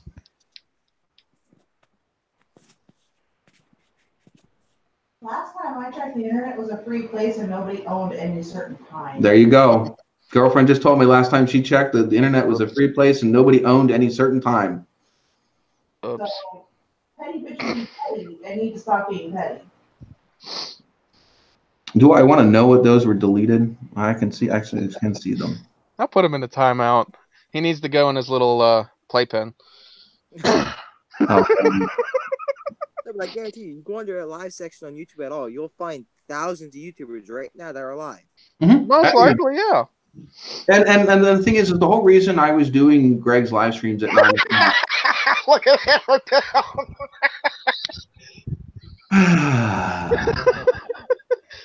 Oh, Jesus Christ. Right. It's a slow motion porn again. Yeah, hey, Jay, watch this new person that just popped up. I don't know who he is. I don't know who it is either. Probably just a troll. Well, I mean, Greg was a troll, so we knew him. But the thing is, you know, I had this spot, you know, way back when, and I was doing live streams of my own. I was even doing live gaming. Nope, I'm hiding that one. Yeah, just block him. He's not. He's Give him just a timeout. No, I just block him. I don't even know. It's not somebody that's ever been on my thing before, so. Okay, that works. He's not using anything relevant. That wasn't even relevant to the conversation at all, period. Yeah, it was talking about. I don't even want to repeat that, actually. I don't want to repeat that. But the thing is, you know, this live stream wasn't even about that. Yeah, like we were talking about it, and then, you know, the people kind of wanted to know, I guess. Well, yeah. But, I mean, and I did explain it in the way I wasn't badge talking anyone. But if you're going to come in here like that, yeah, I'm going to. Yeah, like, I wasn't bash talking that bad until he started calling us pieces of shit, and that's when I kind of lost my temper. I had, well, you can always, he's only, well, I don't know how long 300 seconds is. I don't know either. 300 seconds. Oh, let me look it up. Well, you can, I don't know if you can untime out him or what, but whatever, it doesn't matter. I don't know. Hold on. Maybe you'll see if I can do that. I don't know. I don't know if you can untime out. The point is no. I didn't come in here stealing his time slot, you know. But yeah, if you know, the whole point and I got this before even I left Greg's channels and videos, you know, and one of them is Steve. You know, it did get to the point to where, you know, if a topic started getting going, he would kill it. True. You know, I mean, you can have a list of topics you want to cover, but, you know, the best topics are the ones that are naturally just. Exactly. You know, if the chat and the people in the live stream are getting going on a topic, you go with it. Why? Because it means people are interested. Exactly. You know, you're going to get conversation. You're going to get, you know, people joining. You're going to get, you know, a conversation going. And, you know, that's what we want with the live streams. Like, that's what they're for. it didn't help that every time that, you know, one of us started getting going, we got interrupted. You know, That's over. I don't like being cut off. Me either. And I don't like cutting somebody else off. I mean, yes, I have a Yeah. I do tend to do it sometimes, and I apologize ahead of time for cutting somebody else off. But if I notice that I'm doing it, I'll stop. Yeah. Yeah, like if I notice it, sometimes I'll be like, sorry, and then we'll try to figure out who's going first or whatever. Exactly. And I apologize to anybody that was sitting in here, but yeah, like one low blazer said, it's the elephant in the room, and it's been the elephant in the room for a month. True. Well, at least we got that all out there. Now, next topic. Right, what Greg's live stream became just wasn't what I was interested in listening to, and you can watch it in his views. You know, when he's got only a couple of views, and from where he started, I mean, geez, Jay, you had like freaking 300 subs, and you were pulling in 20 and 30 people in your room.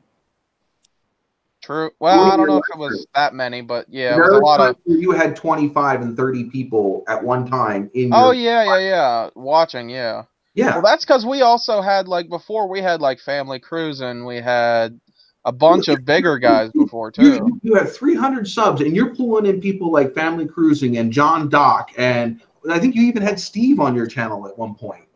I don't know if I had Steve, but I know I had Cletus once. Yeah.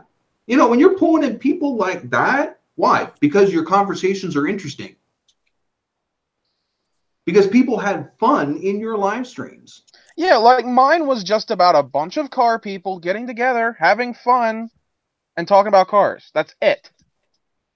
You don't have to have a stick up your ass like. Greg, I know you don't have a drink. There you go.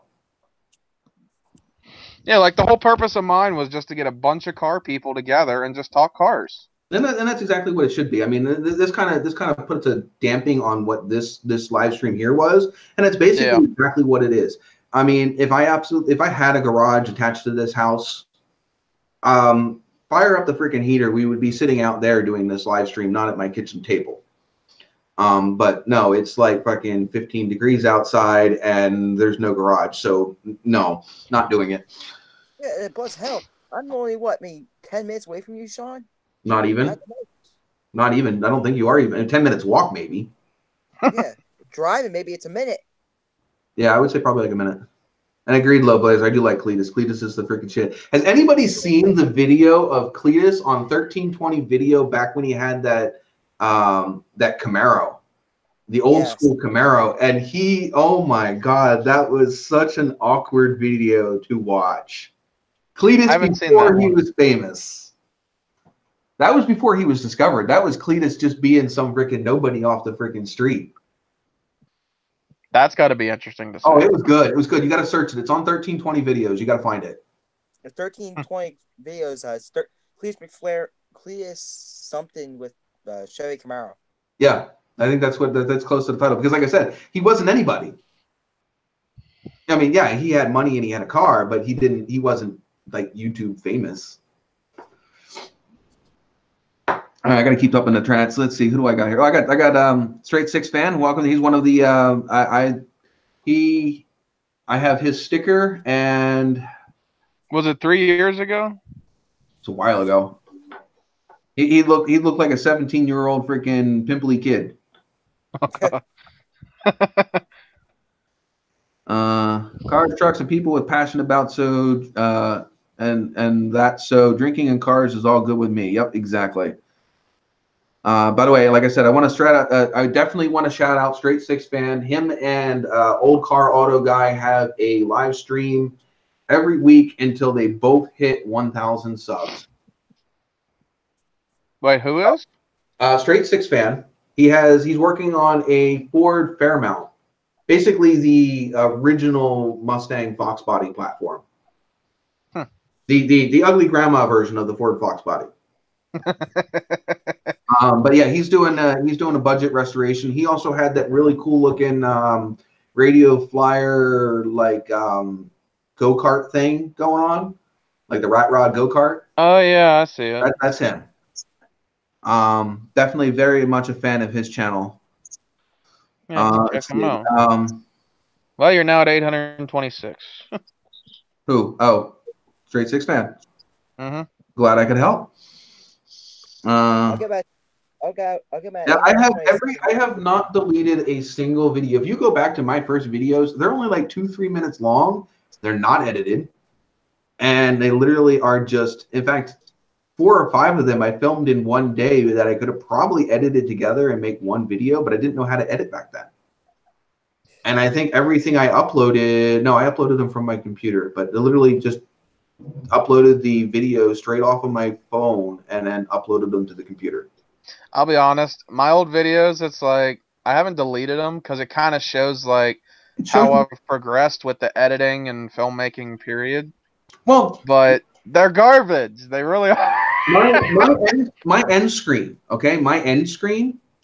You've all seen it. It's the Nova doing the burnout till it's whited out. That was filmed on an old school flip phone. That's how old that video is. It was originally on my original Facebook. It was never a YouTube video. I re-uploaded it as a YouTube video later. And that was when I had the inline 6 still in the Nova. We put a brick in front of the front tire. Okay, which is why you never see the car roll away. Now, the old straight 6s, if you know anything about them, they have a lot of torque once you can get them going. In fact, it broke the rear that was originally in that Nova with just that inline 6. But to do that video, what we did is we put a chock in front of the front tire. It was just a brick. And then I had 2 buddies lift the rear bumper up to take the weight off the back tires, and I just mashed it. I pulled the rev limits up, and I put it in neutral, dropped it down in the freaking first and into drive, and mashed it. And they were winter tires. They were literally just like snow and ice tires. And I knew that I was getting rid of them because the one had a nail in them, so they were no good anyway. And so I just baked them off. And that's why it sounds like I don't have the sound playing. I think the original video that I have up on my channel somewhere still has the sound in it, but it sounds like a Velcro zipper because of the little tiny nubs that are on those ice tires. But literally, I chewed through that whole set of tires down to nothing. There was nothing left on them. And I had to stop doing the burn. The only reason I stopped doing the burnout is because I couldn't breathe. Because all the smoke came in the car through the holes in the wheel wells. Let's go back to that'll do it. Let's go back to the messages here. Yep, leave my old videos up. Every single video I've ever made is up, including ones that are no longer monetized because of YouTube changed their policies. And even if you had older videos up, like one of my favorite videos, and the thing is the history on my Nova is I originally bought that, and anytime that you would talk bad about the car, it would stop running. It would shut off. And like I would leave it out running out in the driveway to warm up when it got cold, when it was cold outside. And my mom used to call it the shitty bang bang. Like, my mom's nickname for that car. Shitty bang bang. Okay. Shit brown gold. It was shit brown. If anybody's seen actual photos of my car before I painted it, it was shit brown gold with a tan tweed interior. So it was shit brown. Maybe I did delete some of my videos. What the fuck? So my mom would talk bad about it out in the house, and the car would shut off out in the driveway. Wasn't very happy. No, this car has always been temperamental. I've had things that fixed themselves that I didn't fix. I had things that I fixed, and the car fixed the original problem, and I'd find out later that the thing that I fixed was no longer working. But the original reason I fixed it is now working.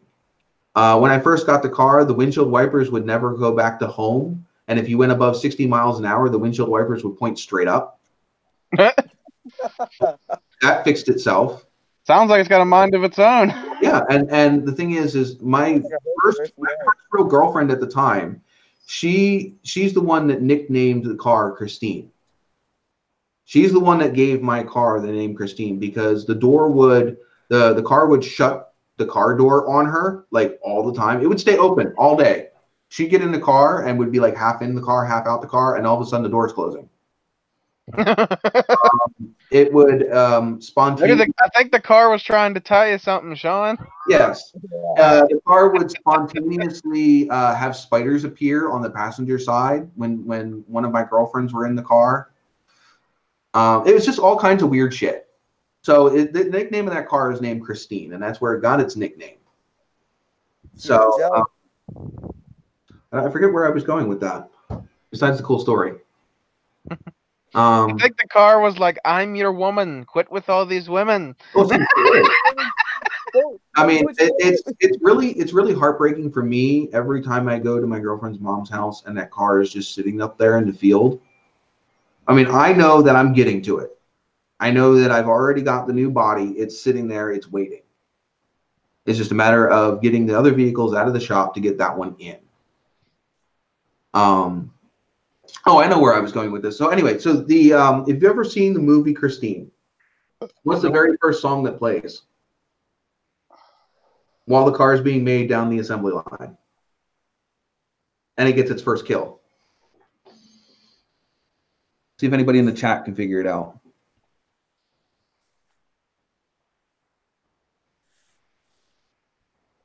Anybody know the very first song that plays in the movie Christine? The shitty bang bang thing still has me cracking. Oh, yeah, that's my mom for you. That's my mom. Well, that car ran like shit when I first got it. Partly because the carburetor wasn't bolted all the way down to the intake. You know, I know a couple cars that I could nickname shitty bang bang. I don't know if it's just a lag in the chat or if nobody knows what that song was. It happens to be one of my favorite movies, so I know that song like immediately. I've seen the movies, can't remember the name of that song. It's bad that wait, hold on.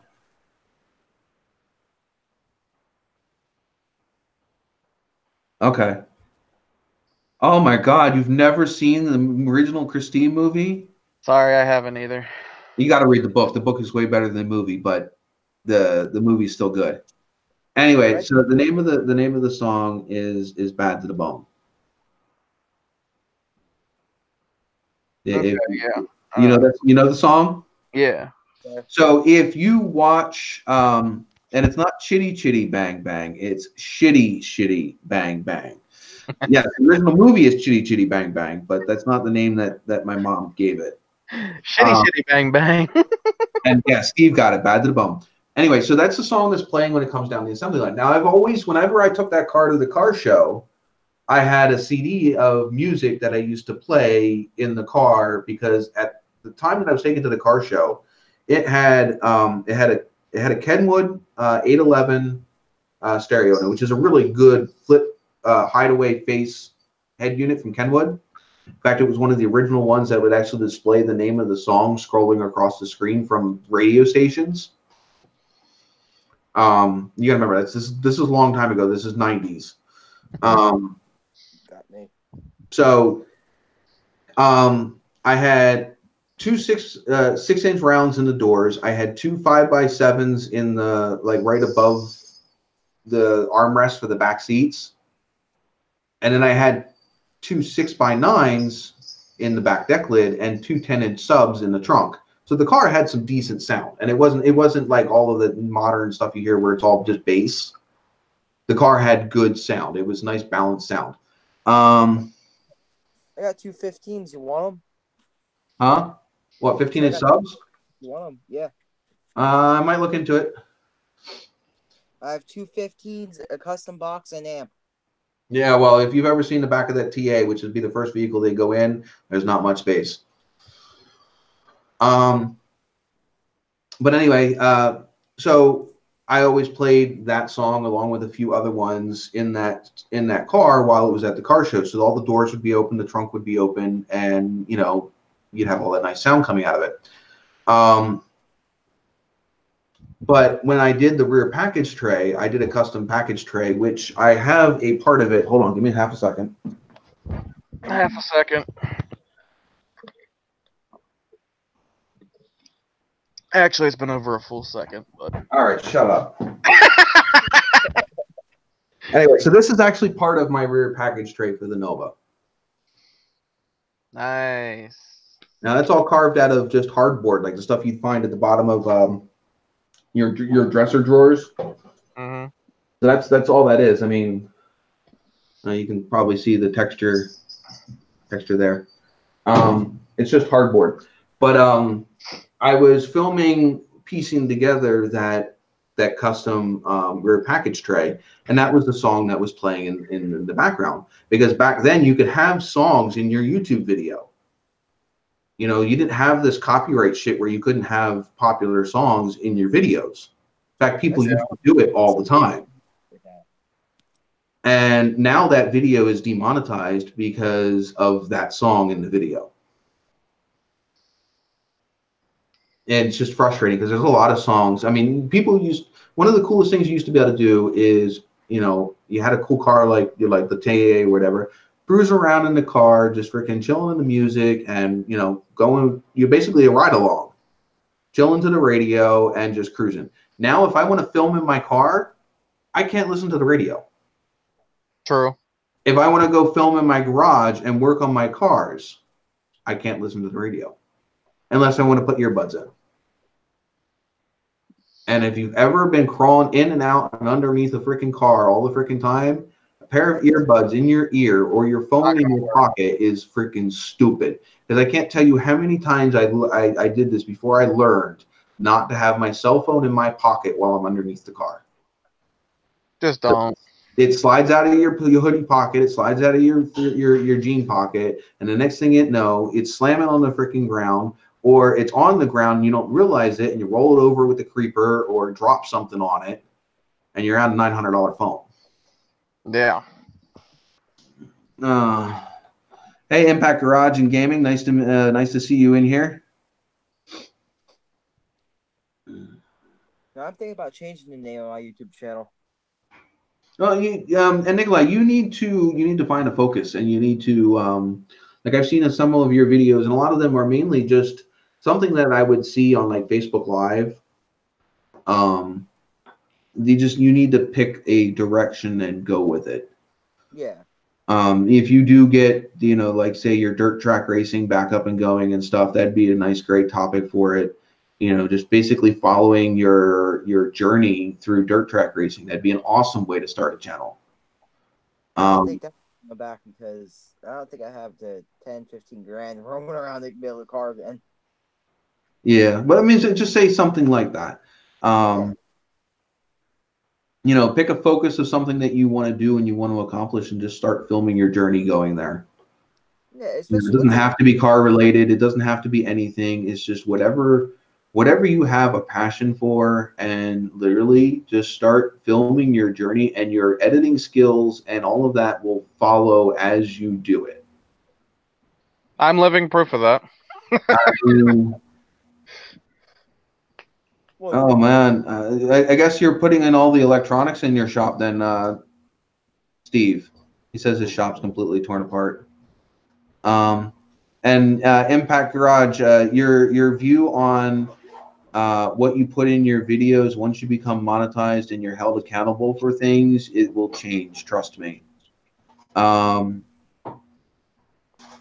Because, you know, I used to not care what I did with my videos either, and then I got monetized, and it was, you don't want to put all of that work into making a really nice video and then get no traction or no views, because unfortunately, once you become monetized, the people that come to see your videos is directly based on how much YouTube can make off of people seeing your videos. That's the sad part. Well, I mean, no, that's simple business. YouTube is going to push content that it knows it's going to get something back from. You don't put effort and money into something if you're not getting something out of it. Yeah. True. Now somebody like Impact Garage, he may not be getting money out of it. He's getting something out of it. You know what I mean? He's obviously getting something out of it, or he wouldn't do it. That's the definition of insanity. You don't keep doing something and expecting a different result. The same thing is you don't keep doing something if you're not getting something out of it. It's evolution. Yeah. You don't keep spanking your head against the tree unless coconuts are coming out of the tree. You don't just keep smacking the tree just to smack the tree. You're smacking the tree because you're expecting a reward. The mouse doesn't keep going through the maze because it's not expecting the cheese at the end of the maze. Yeah, I mean, I mostly just do YouTube because I enjoy making the videos. You And get then again, it also you have memories to look back on with the videos too. Exactly, but you also don't have a whole lot of money wrapped up into making your YouTube videos. True. At this point, and the thing is I don't even have a lot of this stuff anymore, but I have a lot of money wrapped up into this. Yeah. You gotta think about it. I had that computer that I built. I have I have GoPro with all of the attachments that I picked up. I have the old camcorder, and those were all stuff bought specifically for making my YouTube video. Now I no longer have any of that stuff, but I'm starting to rebuild that stuff. I mean, I got that new little tiny action camera. I don't even remember the name because it's some weird Japanese name. But it fits in all my GoPro stuff. Now I have all my GoPro attachments, except for a headgear, which I really need to go get because that would have been so useful in the last video. Yeah, I have one of those. I don't use it as much. But... Well, the thing is somebody that does like what Greg from It's Just a Six and them do, it's really, really helpful. I can't tell you how many times I would love to be able to take a shot of what I'm seeing as I'm doing it. Yeah, that's why I got a mount for my helmet. So when it's the same thing. It's the same thing, except for if you don't have a helmet on, now you can just stick it straight on your head. Yeah, that's the reason I got the strap. But yeah, I mean, go ahead. Well, yeah, but you also, I mean, I follow, I told you that I would sub to you, and I have watched every single video you've put up. Some of them are hard to follow and hard to watch only because they're really scattered and you're not necessarily pointing. One of the things you need to learn when you're doing camera work is not to move the camera fast. Yeah, just don't. Because you're going to make somebody seasick. The camera's digital eye cannot keep up with movement that fast, so it's just going to be blurry.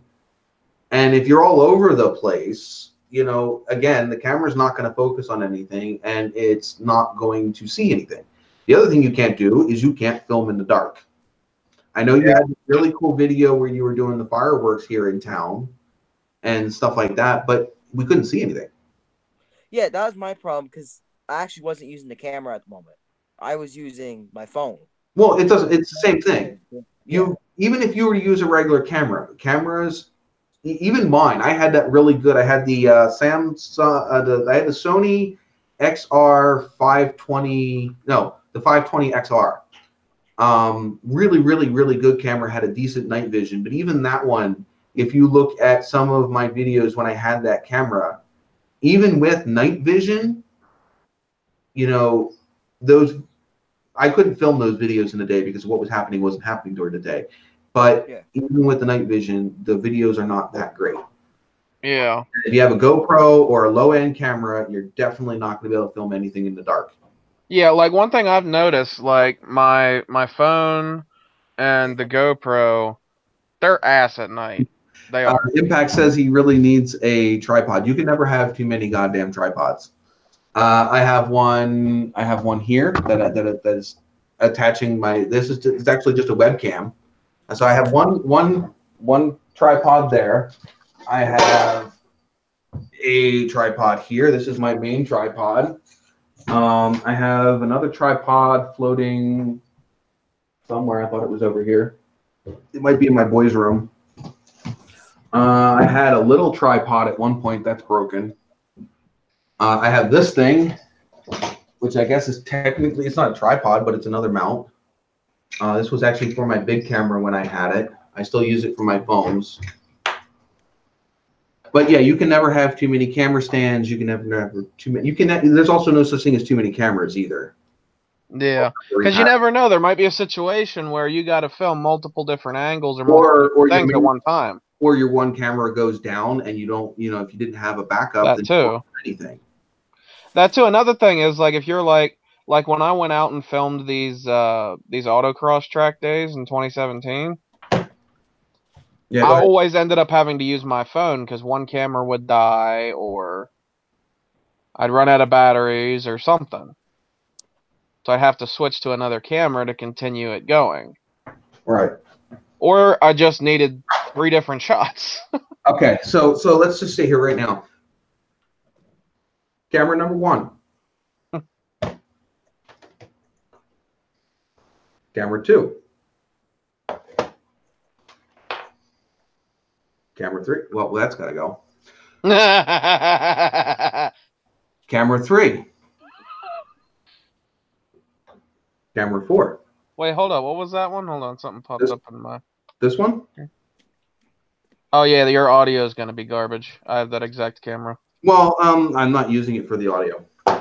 Thank God. Because I have that exact camera, and the audio is literally the only problem with it. Yeah, no, it has a great picture. And I don't really care. If you watch my last video, some of that is actually from this camera. And the thing is I'm not using it anywhere. Oh, and yes, we do need to congratulate frickin' Hammerdown on his American citizenship. Congratulations, Hammerdown. I'm trying to figure out. I don't know how to transfer a video from the GoPro to a computer. No, you have to download the drivers onto the computer, and they're not much different than here. You can either pull out the literal little memory card. SD card. It's a memory card, same thing.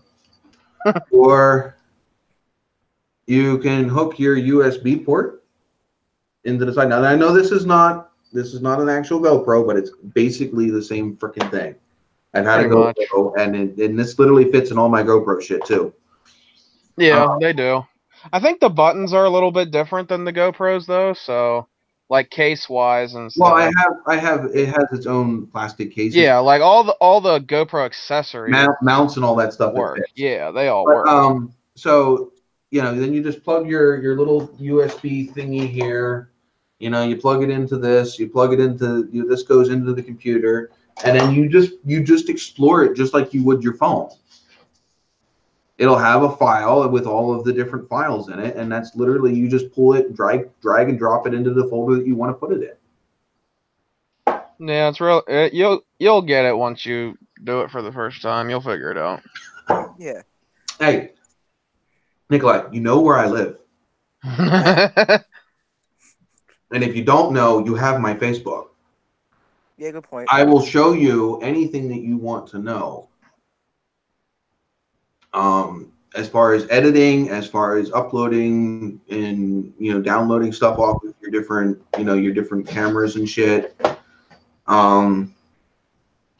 Hey, Impact Garage wants you to link all our channels in the chat. I don't know if you can do that. I don't know, but if we comment in the chat, you can click on the you can click, even if you're on your phone, you can just click right on like mine. Yeah, click on the like I just said hi, you could just click on mine and it should you click on the icon and it can go up to view channel and you can subscribe from there. Yeah. 1 second. You have to wait for the Nikolai to comment. You just need to throw a comment up there. But yeah, I mean, everybody that I've seen in the chat so far today are great channels. I definitely have watched at least one video on all of yours, except for yours, Low Blazer. I am a fan of your Instagram, not necessarily your YouTube channel. Wait, who? Blazer? Yeah, one low blazer. He's got that really awesome freaking. Oh yeah, I think I know who that is now. I think Yeah, I follow his lowrider, and Instagram. he's local from around here. Because I know he's Okay. been at the Cars and Coffees around here. Sean, What? when I find my camera, I'll have to. One day you're not busy, I'll have to walk over to your house and. Almost every evening after 5. Yeah. Yeah, I have my camera bag here somewhere. Now that was really sweet. When I had all the actual good cameras, I love this camera bag because I could literally have. It had a spot for every single one of my cameras, along with the body, extra batteries, and all of the mounts. I could fit the camera literally still mounted in the top of it, without ever having to dismount the camera. And it's not, like JA, he uses, you can see it in his video because his where are you, JA, by the way? Western Maryland. No. Right now you're a monkey hanging out of a car. Oh, in my room. Where's your camera? Your camera's not on. I wanted to lay down to give my back a break from sitting up on the damn bed. Whatever. I can turn it back on, chill. But give my back a break here. If you can like see, a fucking old man. He's using a DSLR in his video. I mean, in his screenshot. The camera that I had for this was an actual 1080p camcorder with night vision, which I'm still trying to get back. It's still, even used, they're still like $600. Oof. It was originally, when it first came out back in the late 90s, it was $1,300 for that camera. Ooh. Wow. I know I have a handful of cameras hanging around here. It's just find a charger snap for them. I can't. Well, for me, I need specific. I had it for specific reasons. Number one, it had the hot shoots in the top to just quick connecting microphones and extra lighting. I'm going to scroll here for a moment because he said any good places to off road. I don't know, but if you find one, let me know as soon as I get the truck. I want to freaking bury it in mud. Up here, that chill at the back. You have spots up here. There is one up here. All right, you heard that, Steve. You need to come up here. Nikolai will help hook us up with some good spots to go mudding and off roading. You might have to have a short wheelbase to get over to the pile though. Ram 1500 is what he's got. He's got the same thing I got. You should be able to get over it. Yeah, I got over the mounds that were up at Centralia. The mounds at the end of my truck had no problem climbing over those. Oh, then he should have no problem getting over this. And those were what, like 5 feet high? Yeah, I was just up there a couple weeks ago. I haven't been up there since I had the green truck. No, I lied. I was up there with the brown truck. I never posted that video. I was going to post that video. I never did. See if I can. I'll be honest with you, Sean. I'm actually thinking about trying to get a truck once I can save up enough. You don't have to go up as far as Shamokin because I'm not that far. And like I said, Nikolai says there's some trails up here. Yeah, just if he's one. Oh, he has 2,500. Get a hold of me. Yeah. Well, you've seen Nikolai. You've seen my truck, right? Not off the top of my head, not all together. Well, I have. Let's see. Aren't you on my Instagram? I don't know. Well, yeah, I am. Because comment on my post the other day or last night. Yeah, the one where your buddy completely kicked you over. Yeah. Sorry to bring this up again, but you know what the funny thing is? We can actually keep a live stream going for 2 hours. Greg can't. Greg ended his on purpose, but they were dead by the time he ended it. Pretty much. Dude, I fucking had one go to 3 hours once. I was like, I've had pretty long ones. We still got, we only got 5 viewers in here. I don't know if ours is. This one might be dead. It doesn't seem that dead. I mean, we still got Straight People Six fan commenting, Damage Case Customs, One Low Blazer, Steve, Impact Garage and Gaming. We still got all them still talking. Well, yeah, and our chat isn't dead, so I mean that's not not too bad. Blazer just said he unsubbed Greg. Well, now, see, now I am not asking anybody to do that. I don't need that coming back to my ass. Yeah, like, we're not asking you guys to unsub them. That's all your decision. I mean, I'll be honest, I'm still subscribed to them. I just don't didn't. watch nothing. I'm so subscribed. Like, I really don't watch that much YouTube much anymore. I unsubbed him. I just was tired of. I need to catch up on some videos, though. I need to catch up on some of Steve's videos, your video. All right, yeah, that's making over it. That's my truck, and that's stock ride height. That's But really it's an off-road. It's an off-road edition, so stock ride height is kind of cheating because it's got a 3-inch lift off of a regular 1500. And I might be able to get my buddy. Do you know Jake? I don't know. I want to hook up with Stupid Fast. I want to hook up with him because he's he's got more subs than I've got now. He didn't when I met him because I had 1,500 subs, but now I'm not nearly there anymore. We have to send a Steve up here with that big truck to get over that mountain. Oh, the 450. Yeah, I want to see him go up that mountain. I'll have to talk to him. I'll tell you what, his hoodies are really freaking nice. And I hate to say this, I've been wearing this hoodie more than I've been wearing my own hoodies. I gotta get me one of those. You need to, before you buy one of Steve's, you need to support your boy and buy one of mine. It'll be a while though, because my next paychecks are gonna be asked. Good question. Does anybody know who these are? Billabong? It sounds like some kind of bong company or something. No, yeah, this is from the 90s. This hoodie is literally from the 90s. If it's from the 90s, you got me beat. Yeah. Dude, I wouldn't have fit in one. I would have been a baby. Come on now. It was 96. Yeah, you beat me. It doesn't have a date on it. I wish it did. But yeah, that's literally, it's a 90s skateboarding company. Got me beat. But I have a bunch of good 90s. Hoodies. I mean, hey, I could say I was alive in the 90s. Probably didn't know much what was going on in the 90s. I mean, I was born in 96. So I would have been what? And we have Joe in the chat. Who? Oh, Wicked Fabs. Wicked Fabs. What's up, Wicked? He says he's been listening since all the way home, and I'm not sure if he was listening when Greg and Alan had decided to rip me a new asshole. Rip us a new asshole, actually. But, and I hope he needs to understand that, I did not trash talk any of them. But then I don't want to bring that up again, even though my views might spike again. Oh, jeez. But yeah, we weren't shit talking you, Joe. You're a cool guy. We have no issues with you whatsoever. Actually, before they popped in here, I promoted every single one of their channels except for Greg's.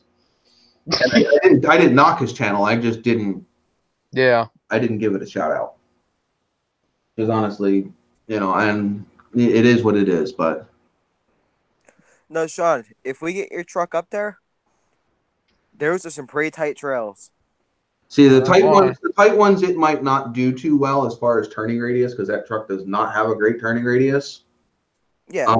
But it's definitely will get over some pretty deep obstacles. It's running on.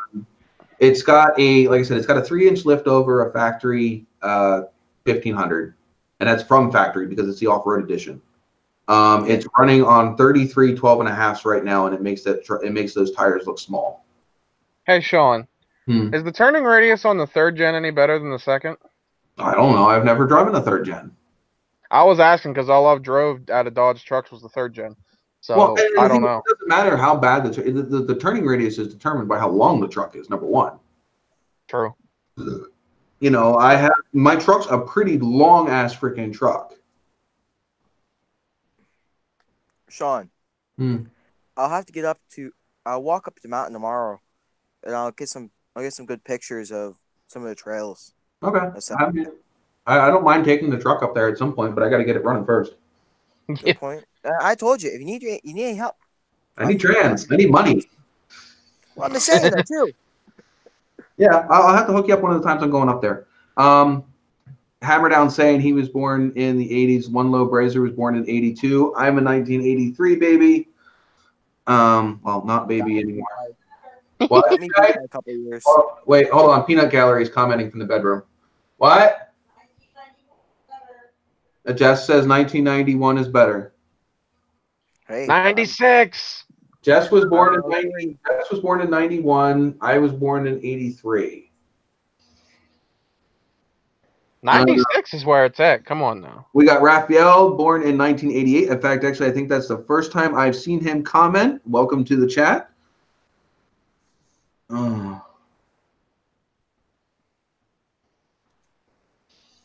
Impact Garage, do you have Instagram or Facebook or anything, any one of the other social medias?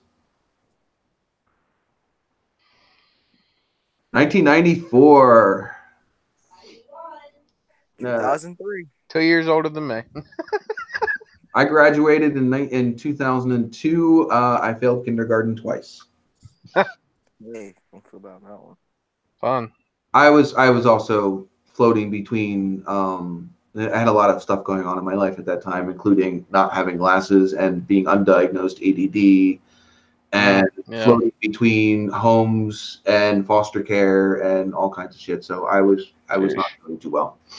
Yeah, I was actually kind of surprised I never failed a grade. I think they just wanted to get the fuck rid of me. I think Yeah, that's how it's working with me right now. Raphael is coming to us all the way from Brazil. What time is it in Brazil right now? That's a good question. It's got to be like morning, I would think, wouldn't it? Maybe it might be. I don't know. It could be afternoon too. I don't think it's afternoon because I have a friend that lives in Australia, and it would be afternoon about now there. Right now, over in Australia, it'd be like 11:10, so it'd be getting ready to turn like 12 something. Low Blazer said he failed second grade. Hey, you know what? We all got to fail somewhere. True. It's a matter of what we do when we fail. Oh, it's 1:01 in the morning in Brazil. Oh, okay. Well, that's not too bad. It's 11:11. It's 11:11. Make a wish. What is that whole 11:11 thing that I see it's just posting all the time? It's just a thing. It's 11. I don't know what it is with the ones with the Snapchat, because I've seen some people doing it in the Snapchat. But for my generation, 11:11 is in the morning and 11:11 at night. You're supposed to make a wish if you look at the clock at exactly 11:11. I just changed to 11:12. I didn't get to make a wish. Mine still says 11:11. You can make a wish on my end. Mine is made 11:11. See, there you go. My clock is stuck at 12:45. Yeah, see, my thing's saying 11:11. What the hell's my phone saying? My phone's saying 11:11. What is my computer a minute fast now? Work, give me more hours. Failed sixth grade. You're not supposed to say your wish out loud. Oh. Well, fuck it. Whatever. It ain't gonna happen anyway. Impact Garage failed sixth grade, dropped out of 10th, and can swap a motor and paint a car, though. That's what fucking counts, ain't it? I mean, I'm in 10th right now. What really sucks with my channel right now is you guys don't get to see what I actually can do. Because, again, I don't have the money or the tools that I had when I learned how to do what I do. I mean, you guys get to see bits and pieces of it. You guys have seen, if you've on my Instagram, you've seen the jewelry cabinet that I did for Jess. Yes, I know it's not done. Hammerdown was like he got fired from the Chevy dealer. Well, and see, that's why he owns a bunch of Dodges. Okay. Yeah, I mean, geez.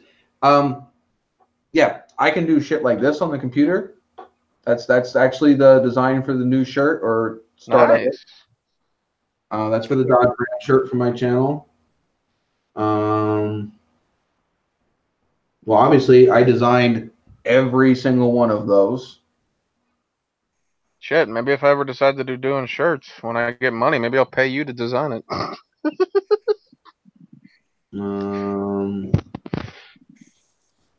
Yeah, I'm good with photography. I built that.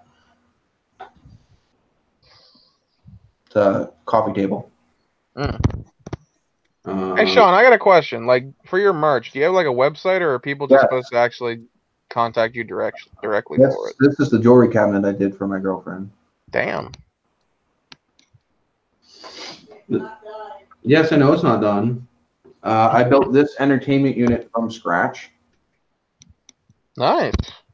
Like, I designed the plans, everything. Mr. Engineer over here. Hammer Down Motorsports are going pretty good. Do what? Did you see a conversation between Wicked Fabs and Hammer Down? Hey, I don't. Have you checked out Wicked Fab's YouTube channel? Yes. Yeah, he's got. I am jealous of his truck. His truck. I won a. Nice truck. I did this. If you I actually won one of his focus. giveaways. You won one of his giveaways.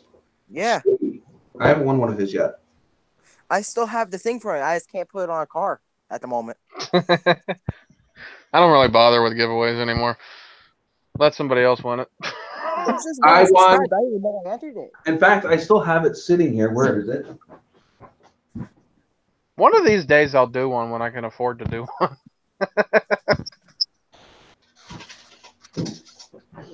I haven't put this up on my YouTube channel yet, but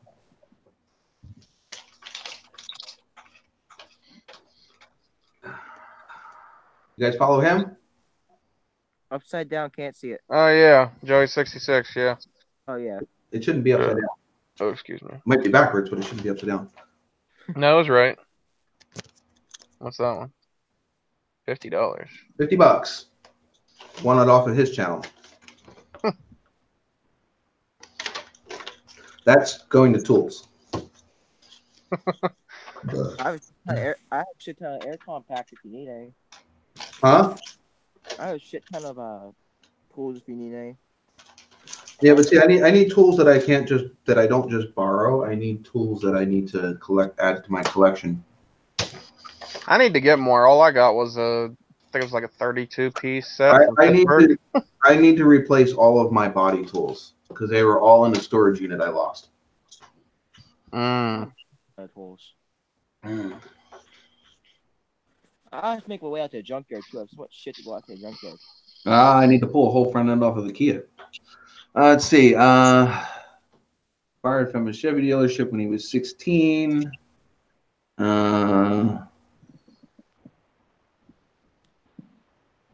Yeah, most people are always, you end up growing from your failures, period, no matter where they're from. Well, either grow from your failures or you fall on your face and you just never go anywhere. True. Yeah, Jay, you should know that as well. I mean, you've fucked up enough and you've learned a lesson and moved forward and are getting your feet underneath you. Trying to, at least. When people don't quit, keep shooting me down. But yeah, working on it. And the thing is you also don't turn your back on the people that had your back. We've already hashed that topic, but yeah. Mm-hmm. Yeah, like I don't turn on people unless they give me a damn good reason to. Well, yeah, and for me to turn my back on someone, we won't mention any names. It's not normally just one straw, and it wasn't just one straw. That was just the last straw. I can't tell you how many times that I was forgotten about or overlooked, or whatever during that whole ordeal, and or literally made to feel like I didn't belong. Yeah, I know that feeling. I mean, and it's not from everybody that was there. It wasn't everybody. Obviously, like Joe. No, Joe. Every time I saw Joe had the biggest enthusiasm for seeing me, and I expressed that back to him as well. Regardless of whatever happened with the blow up tonight and a month ago. I don't have anything against Joe. I don't have anything against Matt. I didn't have anything against Alan. I don't know if I'll have anything against Alan still. It was just Greg. And just the way he treated people. Obviously he's not treating everybody like that, but the way that I was treated. It just wasn't. So what did you think of that? The Mac Bulldog. I didn't see it. Did you send it to me? Oh no, here, 1 second. I mean, geez. I think the most iconic thing is not the Mac Bulldog, but I think what I would want, and some of the older guys here will know exactly what I'm talking about. The duck. Who knows what the duck is? The one I have. Oh, that's nice looking. Is it pitted? No, it doesn't even look pitted. I can't see. You got to talk so that way your screen. I'll just click on it. Just tap on his picture and it'll come It's in up. pretty good shape too. That's an older one. Brand new. It's brand new off of a new truck. No, that's off of an old truck. I was gonna say that's an older design. Yeah.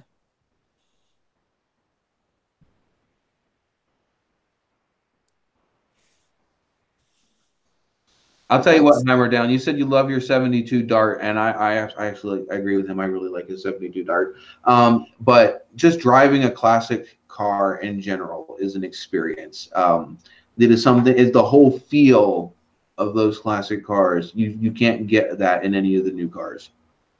Yeah, like I don't know if this is considered a classic. I think it might be since I think it was a 74. But my friend has a 70s Monte Carlo, like one of those big ones, like the big floaty American cars. That was just an experience in general riding in that thing. I didn't drive it, but just riding in it was an experience. Did anybody just read the list of Impact Garage's freaking cars? Reading it now. Make it to it. Oh, they're making me drool. Ooh. Holy shit. Damn. Way to go, Impact. That's an impressive list, man. Oh, yeah. The 85, 86, and 87 Monte Carlo SSs. Oh, they have a sweet spot. Have you ever been in one of the 70s ones, Sean's? No, I don't. I don't like the 70s Monte Carlos. I don't. If I'm gonna go to the 70s and it be a Malibu, it would be a Chevelle. What's your opinion on the 55 Bel Air? Oh, come on. That's not Come even. on now. I've been in a 55. That's like asking, do you like fucking cherry Kool-Aid? Well, some people might say no. Right, but the majority of people would say I like cherry Kool-Aid. That was my point. No, it's not for everyone, but that's like asking, in the 70s, did you like fuzzy dice? Yeah. Asking half of Pennsylvania, do you like weed? Yeah. Sean, check your messages. 77, the 70 Chevelle 454 SS, yes, but I actually am a fan of the 71, 72 Chevelle SS. Maybe not necessarily the performance, but I like the single. I like the single headlight look.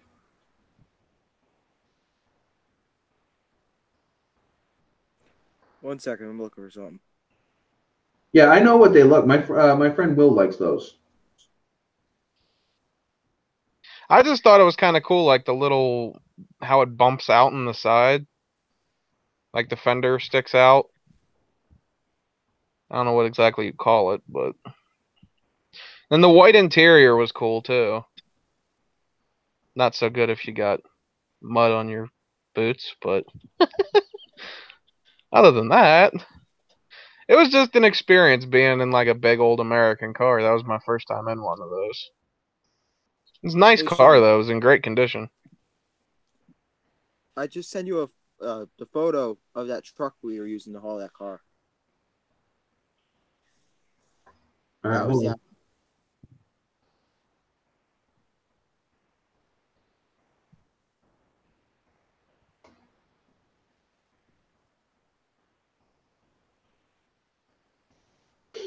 All right, Nikolai.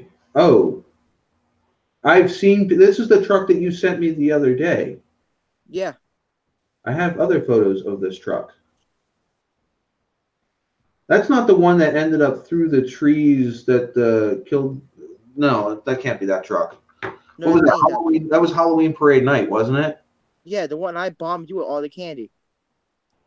What, this one here?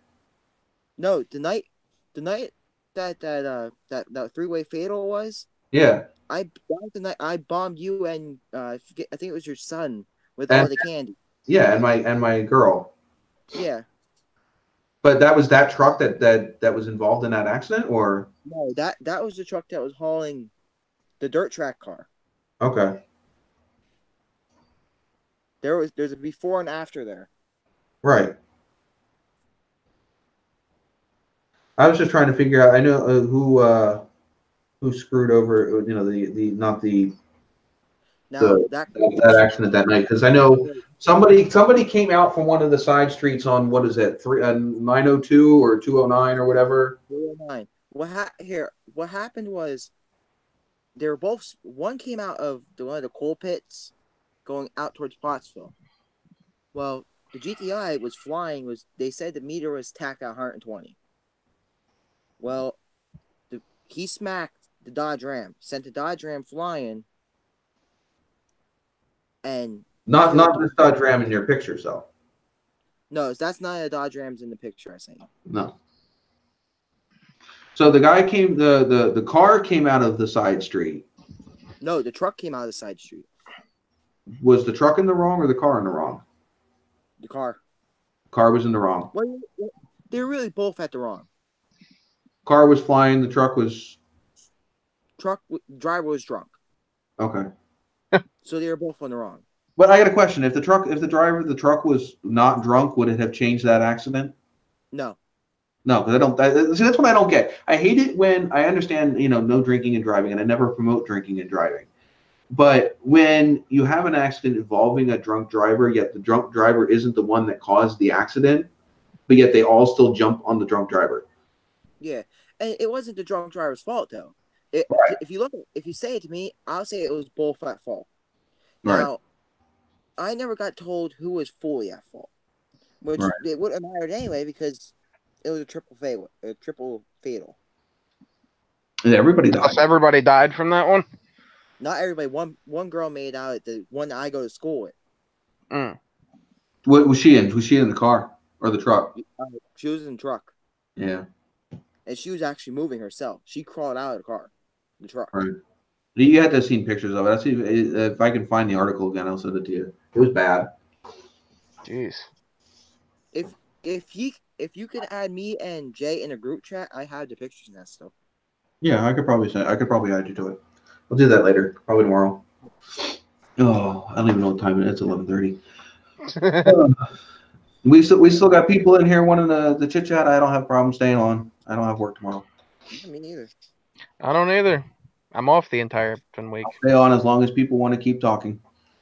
Me too. Oh, the Torinos. I love the Torinos. So, Did anybody ever see the Gran Torino, the movie? well, yeah. But see, the thing is, that's based off of a television show. Oh, no, the Gran Torino is the Clint Eastwood movie. That was really, really, really good. Yeah. I like Clint Eastwood's movies that he directs. They always have a really good. They're one of the few movies that are out today that have a really good story and a really good lesson to be learned through the movie. Especially with the older guy defending the color kid, yeah. Well, that's not even just that. If you've ever watched any of his movies, Clint Eastwood's movies that he directs, not just ones he's in, but the ones that he directs, they all have a moral story in them. Like they have. It's not just okay. This is an action movie. No, all of his movies, they have a lesson that they're teaching you. Oh, sorry, my nose. In fact, I need to this for you, Jay. Huh? I added you back. Okay. I figured it'd just be easier for me to do that because I just went to Sean's friends list and just, there's only one Nikolai on his friends list, so. I think I'm the only Nikolai in the state right now. Could be. I don't know. I'm trying to follow the not just our chat that we're having here, but yeah, the comment chat too. By the Gone way, in 60 seconds. That's a good one. Wait, which one are you talking about? The the Nicolas original. Cage or the original? Yellow 1969 fastback Mustang in as Eleanor. Wait, wasn't the original one like one of the 70s ones, like the one that you were talking about with the long nose and the... It was the long nose. It was a mock. Wouldn't that have been 70s though? I'm not sure. 69 was a different style, I think. I'm not sure if the 69 mock was the. I don't know everything. No, 69 was the body style before the long nose. Oh wait, by the way, I don't think anybody answered my question. What is, not great. Hopefully I got the chat's attention. Back to the original thing that we were talking about way back when. Not the Mac Dog. Okay, this is a movie from the 70s. The duck as the whatever the mascot on the front of the truck. Who can name the movie? Maximum Overdrive? No, that had the big the Joker or the Goblin. No, not the Duck on the Nova. The Duck on the Nova was paying homage to this movie. Now we got a new one in the chat, William Shive. You know William Shive. Okay. Anybody who's watched my channel should know William Shive. Not off the top of my head. It's my buddy Chevy Boy. Well, I know him as Chevy, not... Well, yeah, everybody knows him as Chevy. Well, then... By the way, everybody in the chat room needs to say congratulations to Chevy. He is having a kid. And Congratulations, Chevy. And getting his shit together with a job. Finally. The added finally at the end. It took a girl to get his shit together. That's what it took him. Oh, my. I'm pretty sure. Yeah, I think it is Convoy. Now you gotta make me double check. It was either Convoy or it was yeah, it was. Wait, what happened? It was Convoy. Hold on. I want to make sure that I am double checking my own.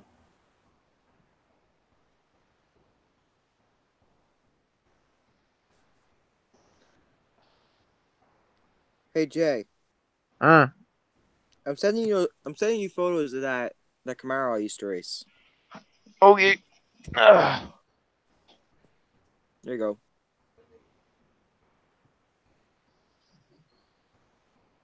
Yes, it is Convoy. The banged up one?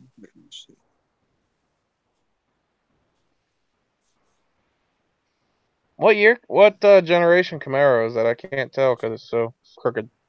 Second. It was your second. Okay. I'm pretty sure it's second gen. There's the movie truck. Okay. You see the bullet? I can only see it from Mac up, but okay. You only need to look at the. Oh, I see. That was that. Oh my god, I love that movie. I do believe the movie. I mean, it's been like forever. I mean, it's been since I was in my teens since last time I seen that movie, which I'm old. It's a long time ago. But I do believe it starts out with him breaking out his brother out of jail. That's a nice way to start a movie. Oh yeah, it's awesome. It is that typical awesome chase movie, but with big rigs. So take like Smokey and the Bandit, but add more big rigs and less Trans Ams. Sean, is that the photo that? Those were the photos I sent you right from the when I originally crashed the Camaro. Was it? I'm not sure. I didn't. I'd have to go back and go look. But I'm going to take a swig of this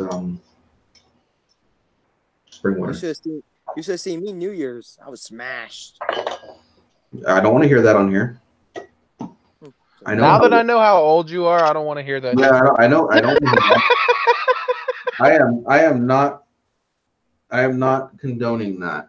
Hold on. I'm gonna bring. If I can find my phone, I'm gonna bring Chevy Boy in here.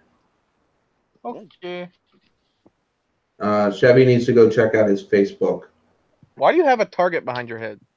Where? Oh, that's from. I have that hung up there. That's been there. Mm. What are you trying to like stick your head in the middle of the target and target practice?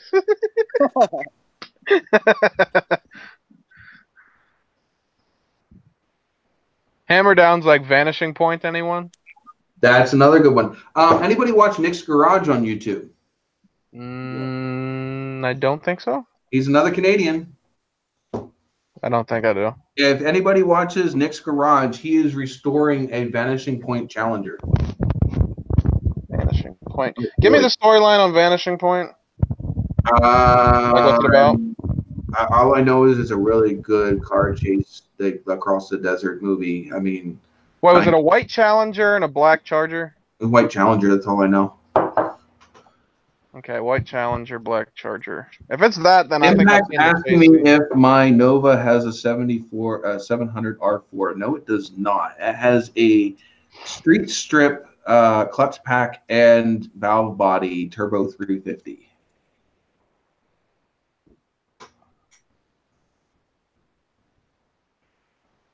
So I'm trying to find that. There's the ugly guy. What the hell did you do to your head? I shaved it because it got too He's hot. cue ball. No, not really. I still got some hair. All right, okay. I'm just fucking with you. That's better than what it looked like from down here. Hey, believe me, one time I had my friend cut my hair the first time, and I was almost cue ball. Pretty damn close to it. I've shaved my head bald a couple times. Well, the funny thing is that my friend that I had cut it, like, he got the nickname cue ball. Because, like, he would always shave it, like, really close. Or it would always be like this. He has that little dome there that's chromed. That's why I keep... He's 30, and he already has that going on.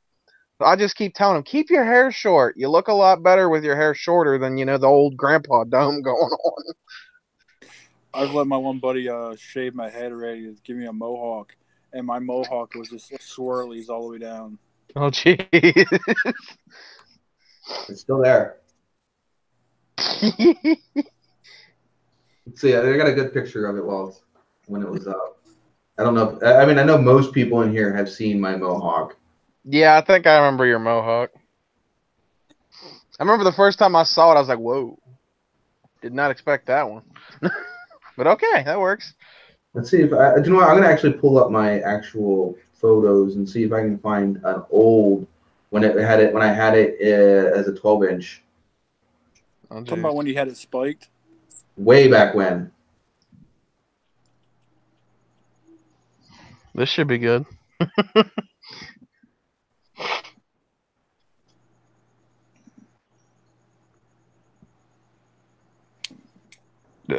Oh, excuse me. There is the link. This is a really crappy picture of it, but Oh, damn. I didn't have it up right. It was a quick trying to get it up for something at the at my work as part of a costume. Wasn't there somebody like in Mad Max that had that kind of hairstyle? Yeah, probably. Here's another good one. I don't like that one. Watch the stream. Is that red hair? Yeah. Interesting. I never knew that one. I never knew that one before. Hmm. I never knew you had red hair at one time. I'm Irish. I still have red hair. It's just dirty. Oh, you want to hear a funny story? 17. One time, my mom dyed her hair. She was trying to get it, like, kind of red, but not too red. That's And she ended up getting her hair coming out bright fire truck red. I was sitting in my fucking room, and she comes down and looks at me. I'm like, what the fuck? I'll be back a second. I committed a party foul. You did what? I committed a party foul. Oh god, what'd you do? I spilt my freaking spring water. Spring water. Spring water my ass is my I dyed comment. my hair blonde, I made that mistake once. blue. I've never really dyed mine. I made that mistake once. But one time when I kind of had, you know, that Justin Bieber mop on my fucking head kind of thing back in middle school, like I was out in the sun so much it dyed like my hair. It was like brown and blonde and shit from the sun. Mhm. When I was in middle school, I dyed my hair blonde to go to prom with a family friend's daughter. And back then I had short hair and I had like diamonds in my ears. And I always wore white tees. When I walked to school, it was like, "Will a real Slim Shady please stand up?" But the thing is, Kevin, That's perfect. You need to go find that picture from when you were in high school, and people would not even recognize you. You mean the one that's on my wall? Yeah, I guess. Oh, all right. I'm now wearing a Send It Steve hoodie because I spilled shine all over my freaking hoodie and my pants. There you go. Range of sizes for all body types. Doesn't even look like the same kid, doesn't he? Guaranteed to be your best fit. My mom was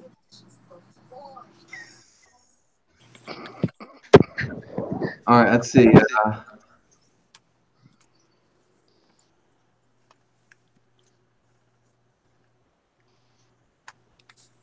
Yeah, the old car movies were fucking awesome. I mean, some of the remakes they make today are okay, but the problem again with the way that they do new movies is the fact that they go too over the top and they take like the away. new Fast and the Furiouses. Right. I mean, I do love Fast and the Furious. I do love them all. Yeah.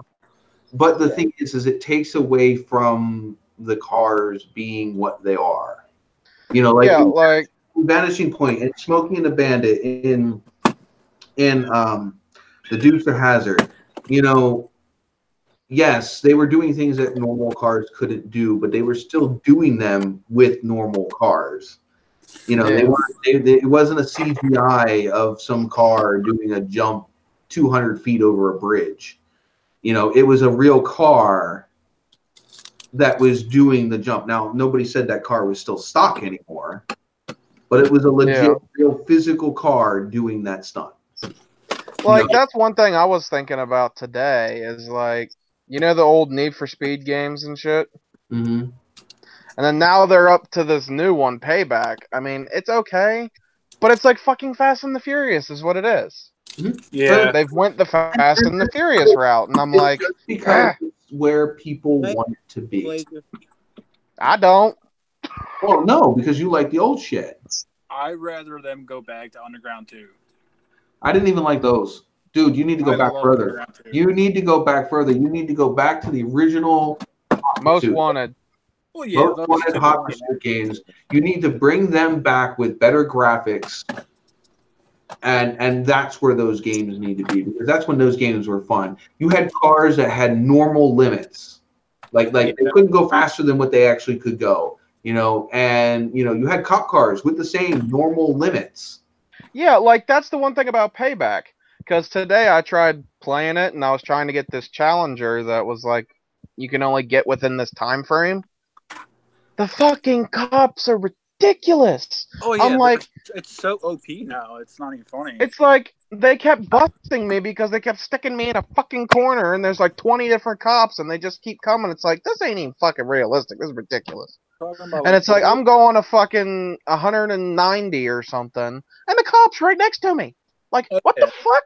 Yeah, you tell me what Caprice Classic or what fucking, you know, LTD can do 190 miles an hour. You know what I mean? You know, like they actually and they put like Corvettes in there, and Dodge Vipers as the cop cars and shit. Well, they had that. Like, they had that all the way back in the old Hot Pursuit games, because there are actual Dodge Viper cop cars. Oh yeah, you know, but it's like nitrous. Like that's the thing. Like even with like it's just games in general. Like even GTA, it's like you're going in this supercar and the cops right on your ass. It's like, this don't make sense. Crown Vic should not be going this fast. There was good night. I don't know who we're all saying good night to, but whoever it is, good night. One low blazer's going out. All right. Drink. I was going to drink a nightcap for you, but I spilt most of it on myself. You got shined. Stuff. Now I'm pissed off because this is all I got left. I know I'm getting out of here soon too. So. These You would better be tip my that shit. favorite childhood Black movies. Dog, that's a good one. And of course, Good Christine. You missed the whole thing. You missed the whole thing, Chevy, of us doing the Christine movie about my car. He Oh, knows. yeah. Chevy knows a lot of the history of Shitty, my shitty, car. bang, bang. I don't know if Chevy knows about Shitty Shitty Bang Bang. See, All right, see, the thing is you got to understand, about the time that I started my YouTube channel is about the time that Chevy met me. Mm. Yeah. And the majority of my Nova, like the heyday of my Nova, was before I started my YouTube channel. all right, guys. And a lot of all of that footage was on my old Facebook page. All right, I mean, good night. if you go on my Facebook page, Sean, what? Sean, I think Nikolai's trying to say something. What? Good night. I'm heading out. Okay, good night. All right, later. Talk to you guys later. Be safe. I'll talk to you tomorrow. Bye-bye. Here's my question. So, Chevy, why are you called Chevy? Because my gamer tag on Xbox is Chevy Boy. Okay, So everybody calls me Chevy. Yeah. that works. Now, I originally didn't know you as Chevy Boy. I originally knew you as William, but Yeah. But it's just a thing everybody just stuck and people call me in real life as just no. well, and that's like what was my original nickname around here before you even knew my real name. Nova. Always was Nova. I mean, that's what my mom knows you as. That's what my sister, my cousin knows you as. My nephew. Not even NOVAtazz. It's just straight Nova. Taz is my old nickname from when I was a kid. Nova is my nickname I've had since I bought that car. The only nickname that I really ever got that some people still use is Big John, and that was given to me by my. That was given to me by one of my I don't know whether to call it tech teacher or basically the woodshop teacher. All right. I have a question, and it's basically for the people still in the chat. We already know how one Low Blazer got his screen name. I'd like to know, hammer down, how did you get your screen name? That's a good question. How do I see the chat? You can't. Oh, you gotta actually go on to Facebook. I mean, on the YouTube. So you do it on your phone, which is the easy way to do it, unless you're on your phone. I'm on my phone. Well, then you're screwed. Unless you pull it up on a computer or have your better half pull it up on her phone. Well, I'm at home right now, and my computer has malware right now, so I can't use it. And you can't use the Xbox, so. Yeah. Yeah, because the game systems don't show comments. No, and that's why whenever I watch a live stream, I'll put the live stream up on the Xbox, and then I'll just follow the chats on my phone. Yeah, I do that's that. like most of the Chopper's Rule.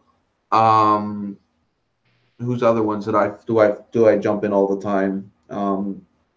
Sometimes Sane Auto, but my girlfriend doesn't like the Sane Auto's other half. She finds him.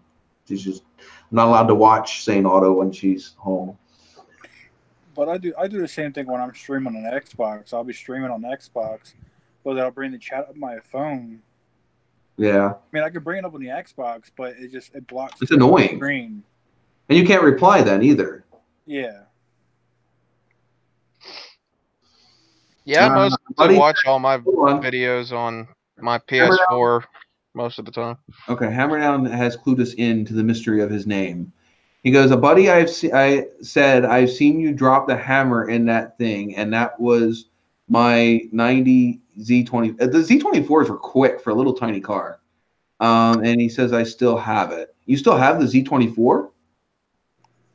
Or you still have the nickname?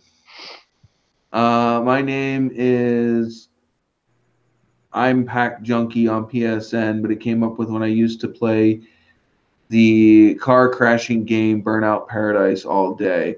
But it's your YouTube username that we want to know the story behind Impact. So how did you get the username Impact's Garage? Oh, I see it. It comes from his PSN name. which is Impact Junkie. I get it. That works.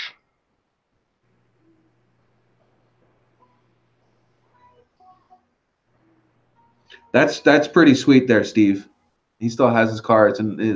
See, I don't have my first car. My first car was a 94 Ford Escort 4-door. And that car unfortunately met the timely demise of a Hyundai Santa Fe. Which I have a long history with bad run-ins with Hyundai Santa Fe's. Oh, jeez.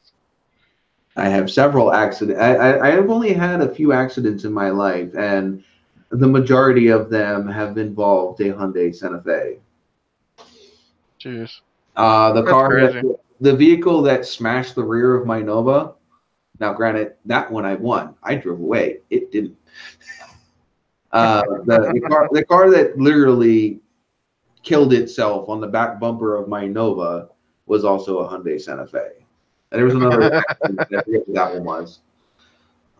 The only other big accident that I've been involved in was on 222. I was heading to work, and it was coming like the road that I was on was above the main highway, and I was coming down the on-ramp to get onto the main to 222, and there was a tractor trailer, a BMW, and then me and my Nova. And at that time, it had a 305 V8 in it.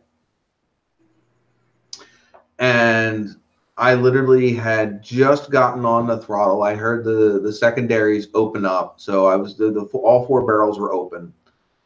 And, it was just getting going. And I noticed that, because I was accelerating to get up to speed like you're supposed to on an on-ramp. And the tractor trailer at the bottom of the on-ramp stopped. Like, just stopped.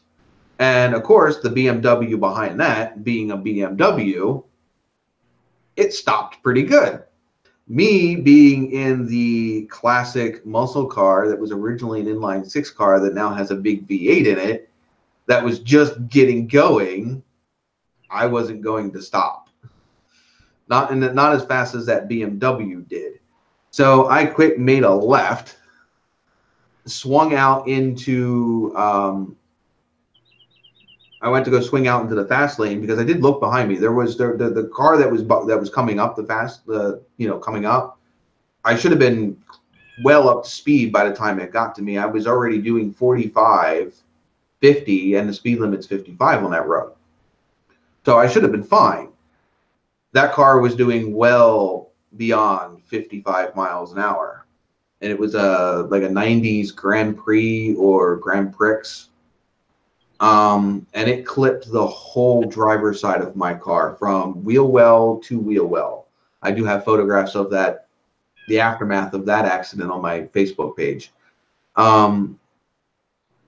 But yeah, that car then went off into the shoulder, back out of the shoulder, across 3 lanes of traffic, and then back across 2 and stopped in the middle of the highway. Minus a rear bumper, minus a rear wheel, and minus a front bumper. Jesus.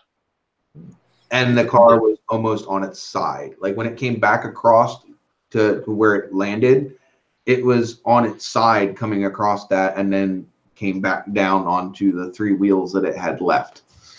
So here's my question. So who did insurance fault the accident at? Me. They got me for changing lanes in an unsafe manner. Not that the fact that the car that hit me was doing about 75, 80 miles an hour when they clipped me. Because if he would have been going the speed limit, I would have been up to speed well before he got to me. But I was the one that changed lanes unsafely. Well, you really didn't have much of a choice. It was either that or slam into a BMW. Well, yeah. And you know what? I would much rather pay for a Grand Prix than a BMW. True. Wasn't the car that Didn't somebody hit the Kia too? It wasn't a Hyundai too. I don't remember.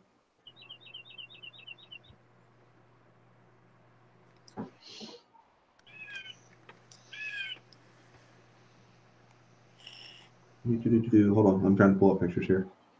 Impact said those old school metal bumpers are no joke. I've killed a few deer with my Roadrunner. Well, the thing is the Nova doesn't technically have an old school metal bumper. I mean, it does. It has an inner and an outer bumper. The inner bumper is solid metal, but the outer bumper is not very thick. Impact was also said Grand Prix. Yes, what? Pricks. Okay. Bumpers. My All right. Here, you know what? I could probably bring this up. Let me try doing it this way. my Blazer that I had. I'm not going to be able to see the chat here for a bit because I'm not going to have it pulled up. All right. I'll keep an eye on it. But I backed up into And hammer downs. Oh, sorry. Go ahead. So hard that it lifted the ass end of my truck off the ground, and it just bent my bumper like that much. Damn. I want to get into my steel bumpers. Yeah, one time my mom actually got into an accident where she had to stop for one of the buses. And this car came around the corner faster than it should have. It was a Cavalier. Ran straight into the back of my mom's 05 Buick Century. Mm-hmm. Whole front end of the Cavalier was totaled. The whole car was totaled. Mother's bumper had a crack in it. That was it. Yeah. Like, Jesus Christ. I was like, damn, that's one strong-ass bumper. Well, yeah, they were. But the thing is crashes were different back then because they weren't designing vehicles back then to actually crash. They were designing vehicles back then to withstand the vehicle. But the problem is when a vehicle doesn't crumple, that energy still has to go somewhere. And that energy went into the actual people involved in the accidents. So you had more people injuries, even though the cars were surviving the impacts. True. Even though if you ever look at crash impacts compared to a car today taking an impact versus a car from way back when, it's no contest. Today's cars are still stronger. They survive an impact a lot better. All right, now if I can remember how to share screen. Oh yeah, because if I don't know if you can do that from your phone. I'm not sure. I'm not on my phone. the newer cars sit higher than a lot of the older cars.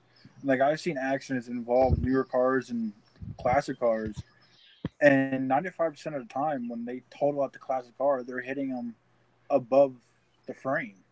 Well, yeah, and the cars can't. There is no structure above the frame on classic cars. Yeah. And most cars today are. They're all unibodied. Mm-hmm. All right, I think I'm seeing your now. Yeah, you're sharing. Okay, so this was my car when I first got it. This was actually This was actually the car. This was actually the photo used in the advertisement for the ad that I found my car in. So there's that one. This was actually the original motor. Nice inline 6. And this is when I first met Billy and Kristen, which is Chevy Boy's friends that I met Chevy Boy through. This is how my car looked. As you can see, the ass is in the ground. You know, it's just that typical 70s nose up, ass down stock look. This was after I fixed the rear suspension. And this was like after I found all the damage that was hiding underneath of the car. Hey, that car looks familiar. The one in the front? Yeah. It's my mom's old car. The original flames that were on the car. And don't know what's going on in chat right now, if they're enjoying these or not. They haven't said anything about it, but Impact also said the people injuries back then were all results of the cars not having shoulder belts. There's a lot of injuries about a lot of things. So this picture here is after I'd already broken the rear differential, and I had stuffed a 1980s Firebird rear end under the car. I see a Jeff Gordon plate. Yep, which is 2 inches wider. And the rear overall is bigger. And I also have leaf helpers and shackles in this car at this point. So that's why the rear is up so high. This is the finish of the original first paint job. Ooh, I like that paint job. Malibu blue and black. I like that. Oh, it was a really sweet look. Here's it in the daylight. Oh yeah, that looks good. The flat, it was like a satin black. This was the original subwoofers I had in the car. Sorry, these pictures were all taken with a flip phone, so they're not the greatest. Well, yeah. We've all been there. There you go. There's me with a bald head. Hold on, all I saw was the woofers. My head was in front of the woofers. Oh, okay. Crappy photo. Whoa. But yeah, like here you can see how tall the back end of that car was. Oh, damn. I don't know if it blew it up to the big screen or not. No, it's still tiny. No, it's still tiny. Hammer Down says center lines, question mark. I think he's talking about these, maybe? I never ended up picking up these. I was on my way to go get the car inspected, and I passed these, and I let the owner know that, hey, I have to go get my car inspected. I will be back up with the cash because I had the cash to pay for these. I had money back then. So I had the money. I had the cash sitting in my freaking account for these. I'd have to run to the store. I'd have to run to the Mac and pull out the money.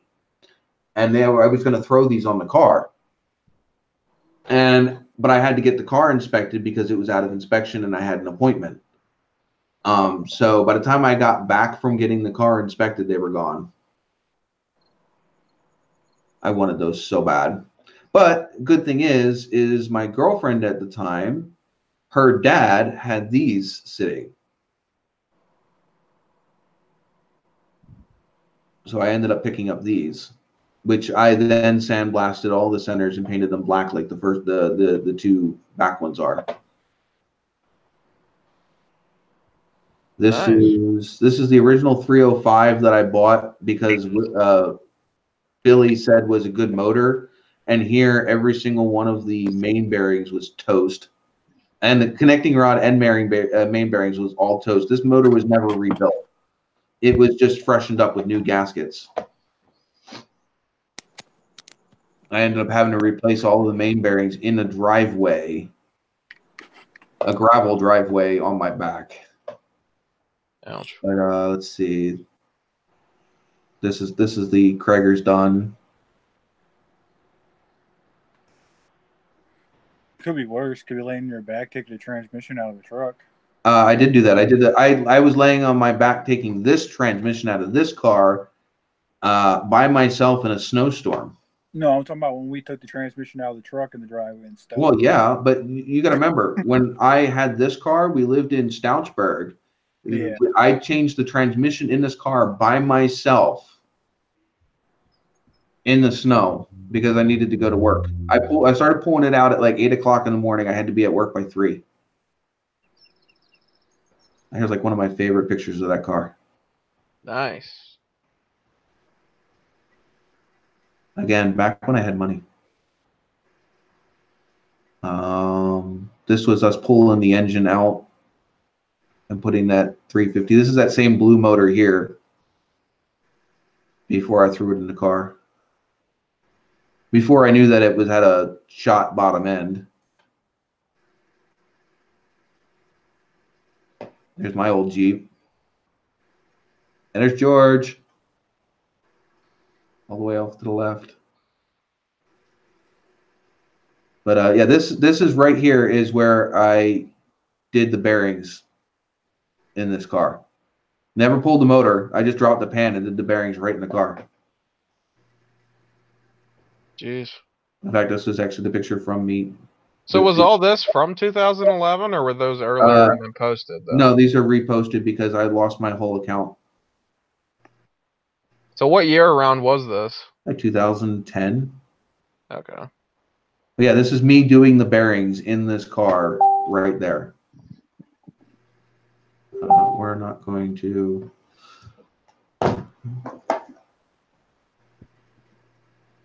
Yeah, I think when I met you was not too long after you did the red stripes. Probably not.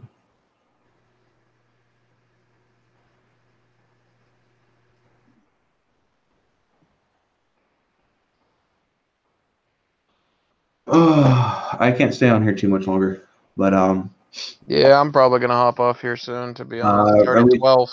I restored both the Krager's and the Rally rims. This is like a before. These are original Rally SS's. These are 15-inch, not the 14 inches that a lot of people had.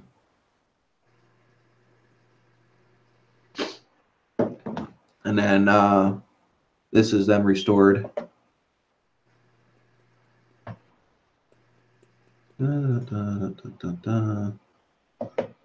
This is the flames that were in the first couple of pictures.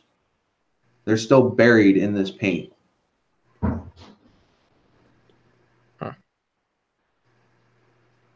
Not sure if you can see them on the Hangouts. Faintly. I'm trying to get to the point to where it was the first accident. Ooh, red stripes. Yeah, this is me doing. I did all of this shit in literally this driveway.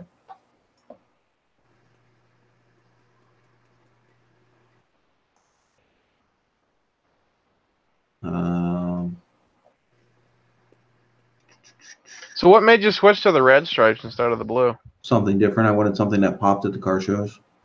Ah. This was the first accident. This was the one, the side swipe.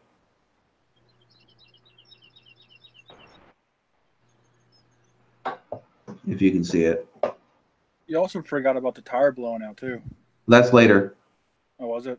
Yeah. Oh yeah, it was. Right. That was the thing that killed it. That was the death of my car. But this is the door to the fender. You can see how So bad. wait, which accident was the death to it? You'll see it's a tire. I had a tire blowout at about 55 miles an hour and ripped the whole rear quarter off of it. Oh, that's no fun. But yeah, here's the cave in of the door.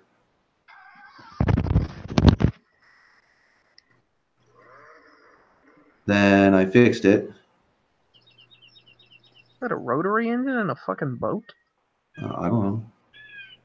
There's that driver's side door all fixed.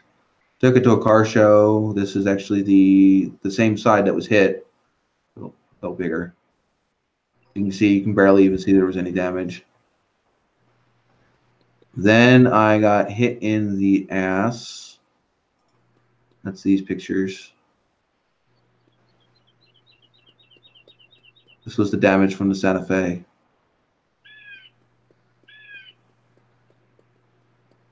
Can't really see it, but there's a big crease right here.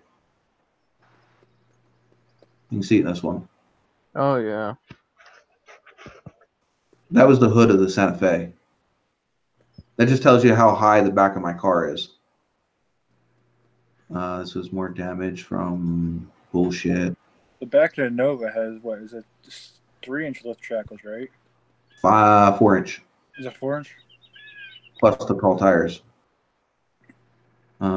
These are rebuilding the rear. These are the last photos I have of the car before the rear tire blew up. Hammerdown said he's gonna catch us all later. All right, see you, Steve. Later. This is the last photo I have of the car before the last accident.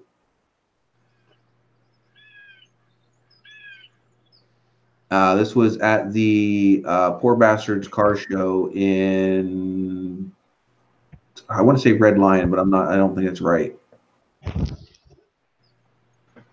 And then you have this.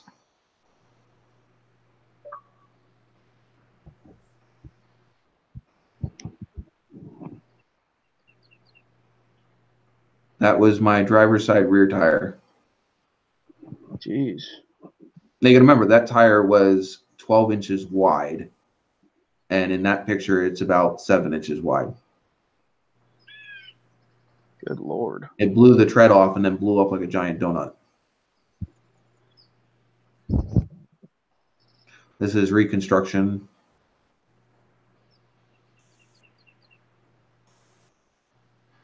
You can see where the tire hit the rear quarter. You see this mark like right behind the rear wheel well.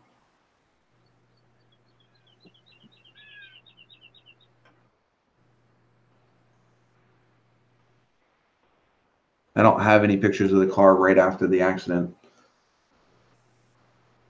This is why the car was no longer black. I think at this point I knew Chevy. You knew me before the tire blew out. Okay. Because I was there right after it blew out at I forget his Scott's. Scott's, yeah. Because I came down with my buddy Zach. Because we had to bring down tools for you guys.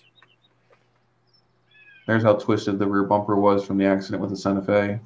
Jeez. Yeah, apparently I got one of my subscribers to come to your live stream. Oh, that's cool. I told him to check out your channel. He said he will. He's actually a kid that's from around this area. His dad owns a 2017 Grand Sport that had work done by Vincent Racing. Skip past those ones there. See, I've had all of the metal to redo this car for a long time.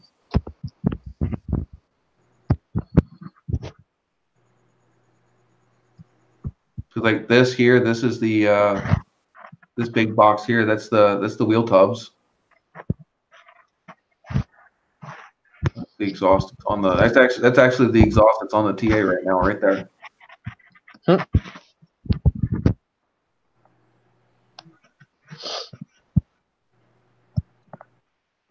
These pictures don't do just how. I mean, there you go. That's a good picture. Just how big those tires are on that car. Damn. The back tires are on his car were the size that I had on my truck.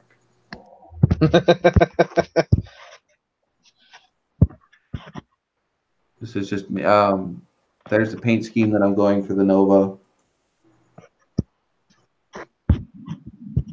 That's the look I'm going for, right there. Nice. Yeah, that'll look pretty badass once you do that. This is the poor car we stole all the parts off of.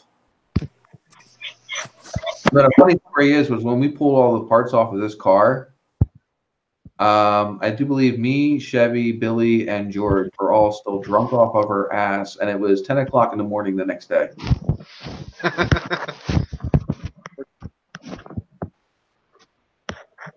I don't know if a Chevy was there. Now this is my concept for doing the rear deck lid. So this is the start. This is before I did anything. This is what I started with, and that's my concept at the bottom. This is just all me rolling out. That's actually my big block caddy motor that was supposed to go in the Nova. I no longer have it.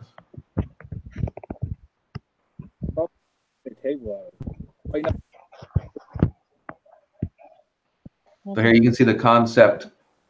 You can see the concept. Let me go back one. The concept layout for the rear deck lid. Nice. Me screwing up the rear deck lid.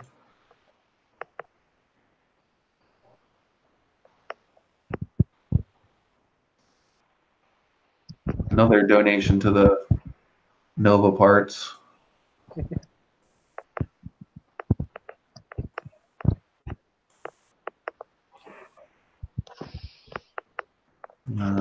More shit. Impact is like, damn, you don't see Novas in junkyards like that anymore. We get around here.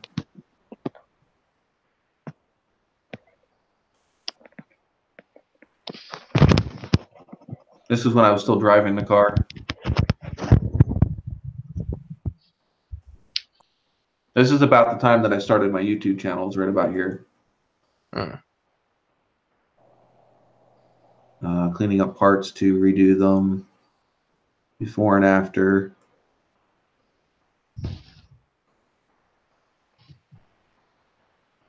Some of these are out of place. They're not in the right order.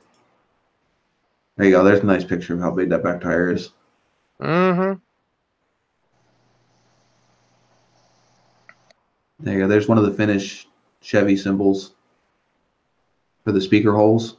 That center is a transparent material.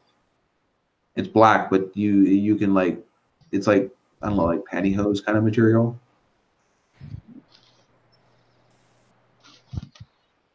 Just me recovering all the plastics because the plastics were garbage. There is the finished rear deck lid. Nice. Me finding out that the Chevy block that I had was not a 350 like I was told it was when I bought it. Getting pissed off and buying a 350.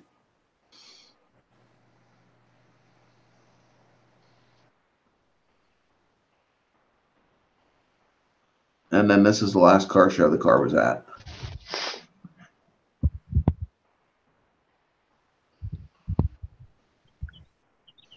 But yeah, that was basically the end. The car never went back on the road after that accident with the freaking wheel.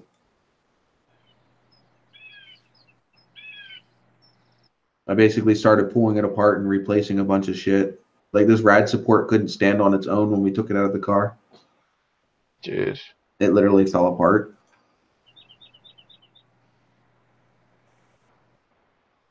All the car shows.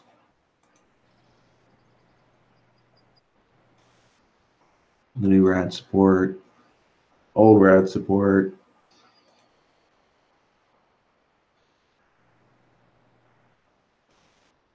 Took the whole front end off in one piece.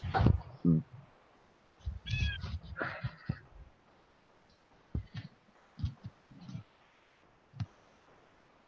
then we put it all back together, and that's like the last that I did to it.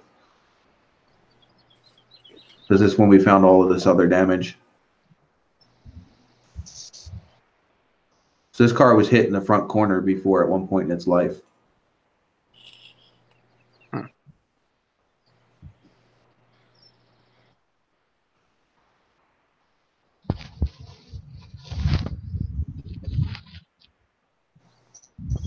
Tiny new front bumper. Yeah, my friend joined. He said, can't wait to see this thing when it's finished. This car is going to look 10 times more badass than this. This car is getting mini tubbed. It's getting the fenders widened by like inch or two in the back. I'm looking to put 15 by 30 inch tall tires in the back of it. I'm thinking about putting a LQ4 6.0 in it. And of course, it's going to have that big nose down, ass up look that it's got now. So and the whole interior is custom. Most of that was already done before any of this. This is the 350 that's in it now.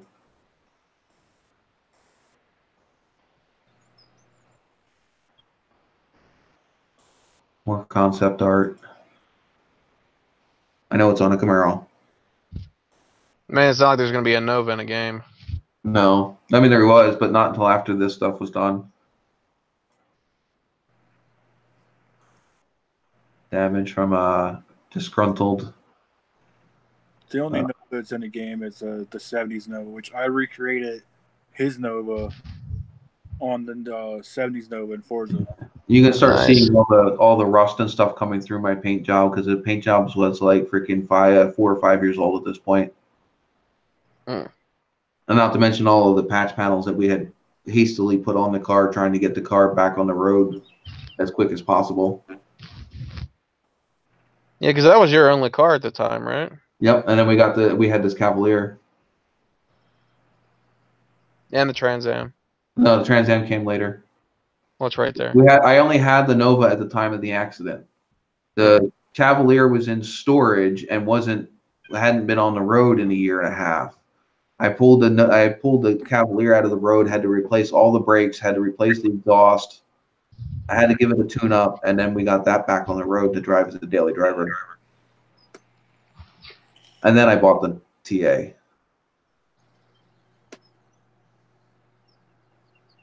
What happened to the Cavalier?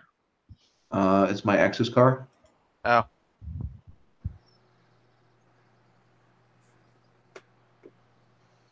But you can tell this car was my baby. Yeah. And then this is the beginning of us starting to well, actually, this was us ripping it apart and preparing for us to see the original plan with this car was I bought the gray car because the gray car was supposed to be a solid car. It was only supposed to need, it was a roller. It was only supposed to need an engine and trans. Yeah. And yeah, it wasn't. The Chevy was there when we went and picked it up. Mm-hmm. I was starting to take this car apart just to throw those parts directly onto that other car and have another running car within a month. We were hoping to have the gray Nova running and driving within a month. Until we found out the damage that it actually had and that it wasn't rust-free. Well, it is still basically rust-free, but it had a lot of damage caused also from the body shop going to get it. Well, that too, but the body shop actually revealed how much Bondo was on that quarter. Oh, yeah. This is just me documenting this car, and then we're back to the beginning. I don't have any pictures of the gray Nova on this page.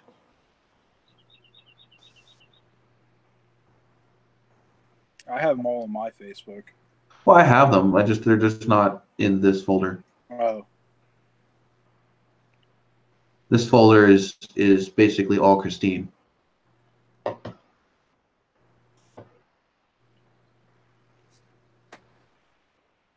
No, I don't want that. Because that would be under... Or not. Maybe I don't have a folder for it. Guess that means you have to make one. Eventually.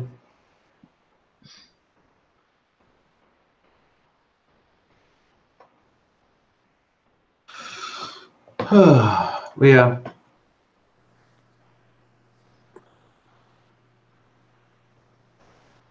Is there anybody still in the chat? I'm not sure. That's it. But anyway, guys, I'm gonna sign off. We're down to 4 viewers anyway. Yeah, Okay. Alrighty. I'll see you later. All right. Good night, everyone. Be sure to check out everyone's channel, and I'll see you guys in the next live stream. We'll be back here again next week at 9 o'clock on Sunday. Works for me.